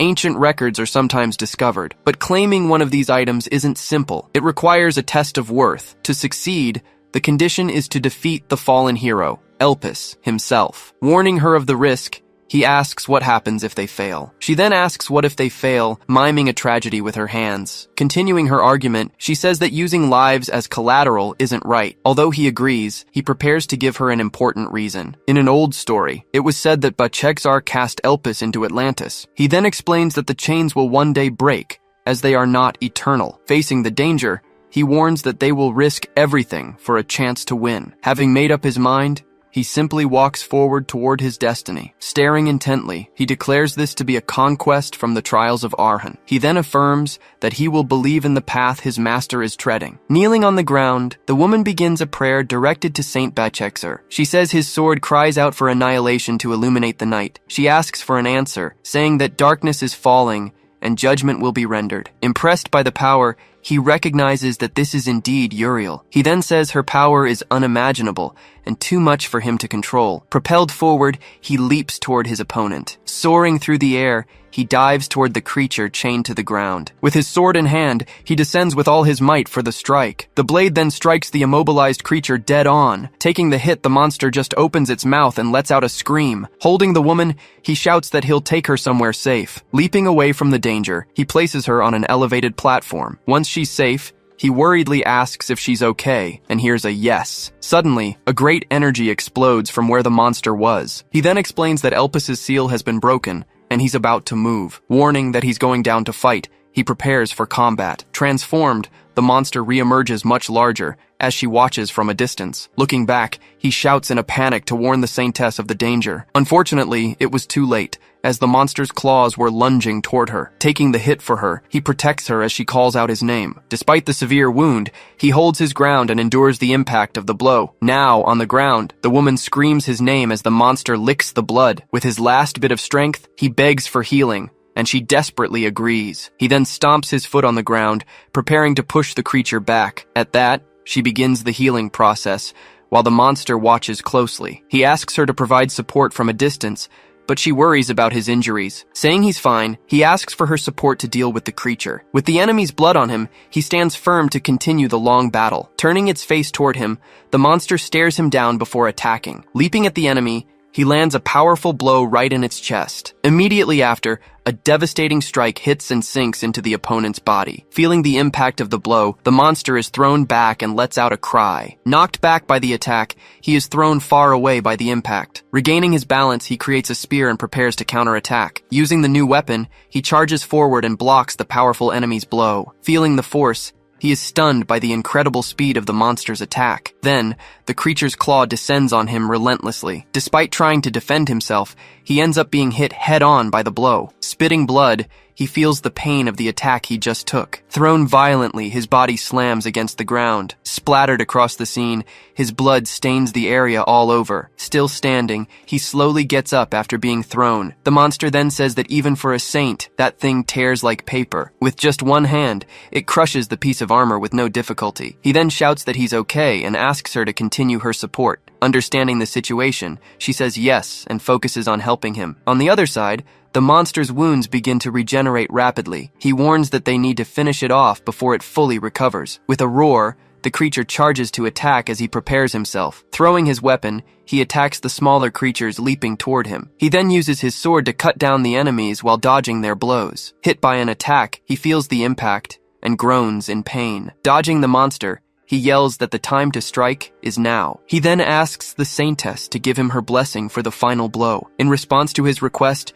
she raises her arms and begins to chant. At that, a pillar of energy descends from the heavens directly upon him. Imbued with power, he now wields a spear of pure energy. Gripping the weapon tightly, he declares that the time has finally come. Recognizing its strength, he says, "This is the power of Saint Uriel." With a single motion, he attacks, destroying several enemies at once. He then transforms the energy into a whip for his attack. Stomping his foot hard, he prepares to unleash its full power. The ground shatters from the impact, creating a massive crater. Tearing the monster apart, the blow cuts down every enemy in its path. Its body gone, the creature's head finally crashes to the ground, destroyed. Then, what's left of the enemy explodes in a huge ball of energy. Alone on the scene, he observes the outcome of the devastating battle he fought. Seeing his hand dissolving, he notes that the enemy turned completely to dust. He then comments that the power was far greater than he had imagined. Suddenly, he feels a sharp pain and a shock coursing through his body. Leaning on his weapon,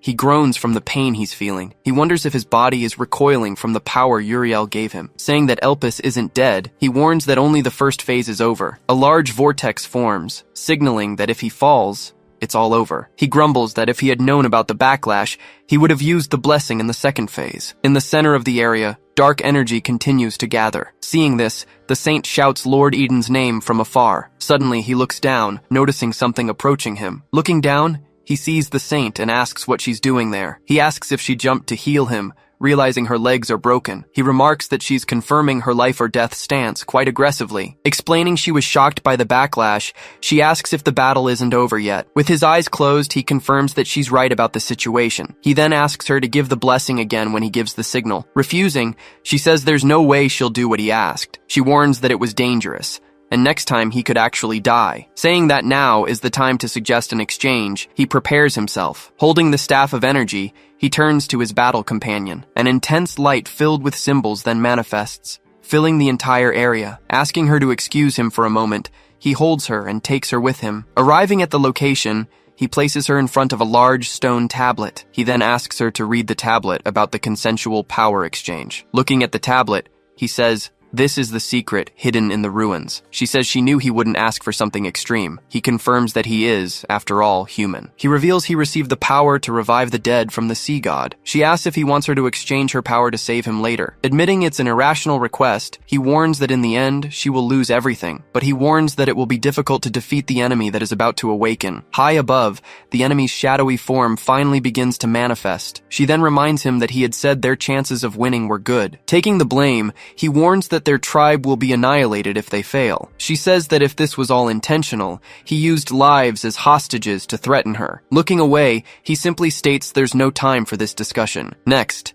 she asks if everything he did was just to gain people's respect. Closing his eyes for a moment, he finally agrees that she's right. She also closes her eyes, seemingly having reached an important conclusion about him. Saying that's a lie, he reminds her he's a human being just like her. With a smile, she asks him not to make that joke again, and calls out to him. Being the only person she can't read, he continues to surprise her. In a memory, she recalls him saying he lies as easily as he breathes. She also remembers that sometimes he seems to see people as mere tools. Despite everything, she sees him as someone who always creates a good ending. Accepting the proposal, she asks him to make just one promise to her. She then asks him to never use the power of resurrection directly on her. Agreeing to her request, he touches her head and begins the exchange process. Feeling the power leave her, she feels regretful, yet somehow renewed. She says the mind's eye taught her many lessons, but it also left scars. Because she could see the other side of people, she believed he had no feelings. But realizing that's not the case, she still finds herself disappointed and building expectations. With a smile, she says that now she will find out what's in his heart. She then states that she will see the world through her lord's eyes from now on. With his eyes glowing, he swears he will definitely make good use of the power. Back in the battle, the enemy re-emerges with his sword,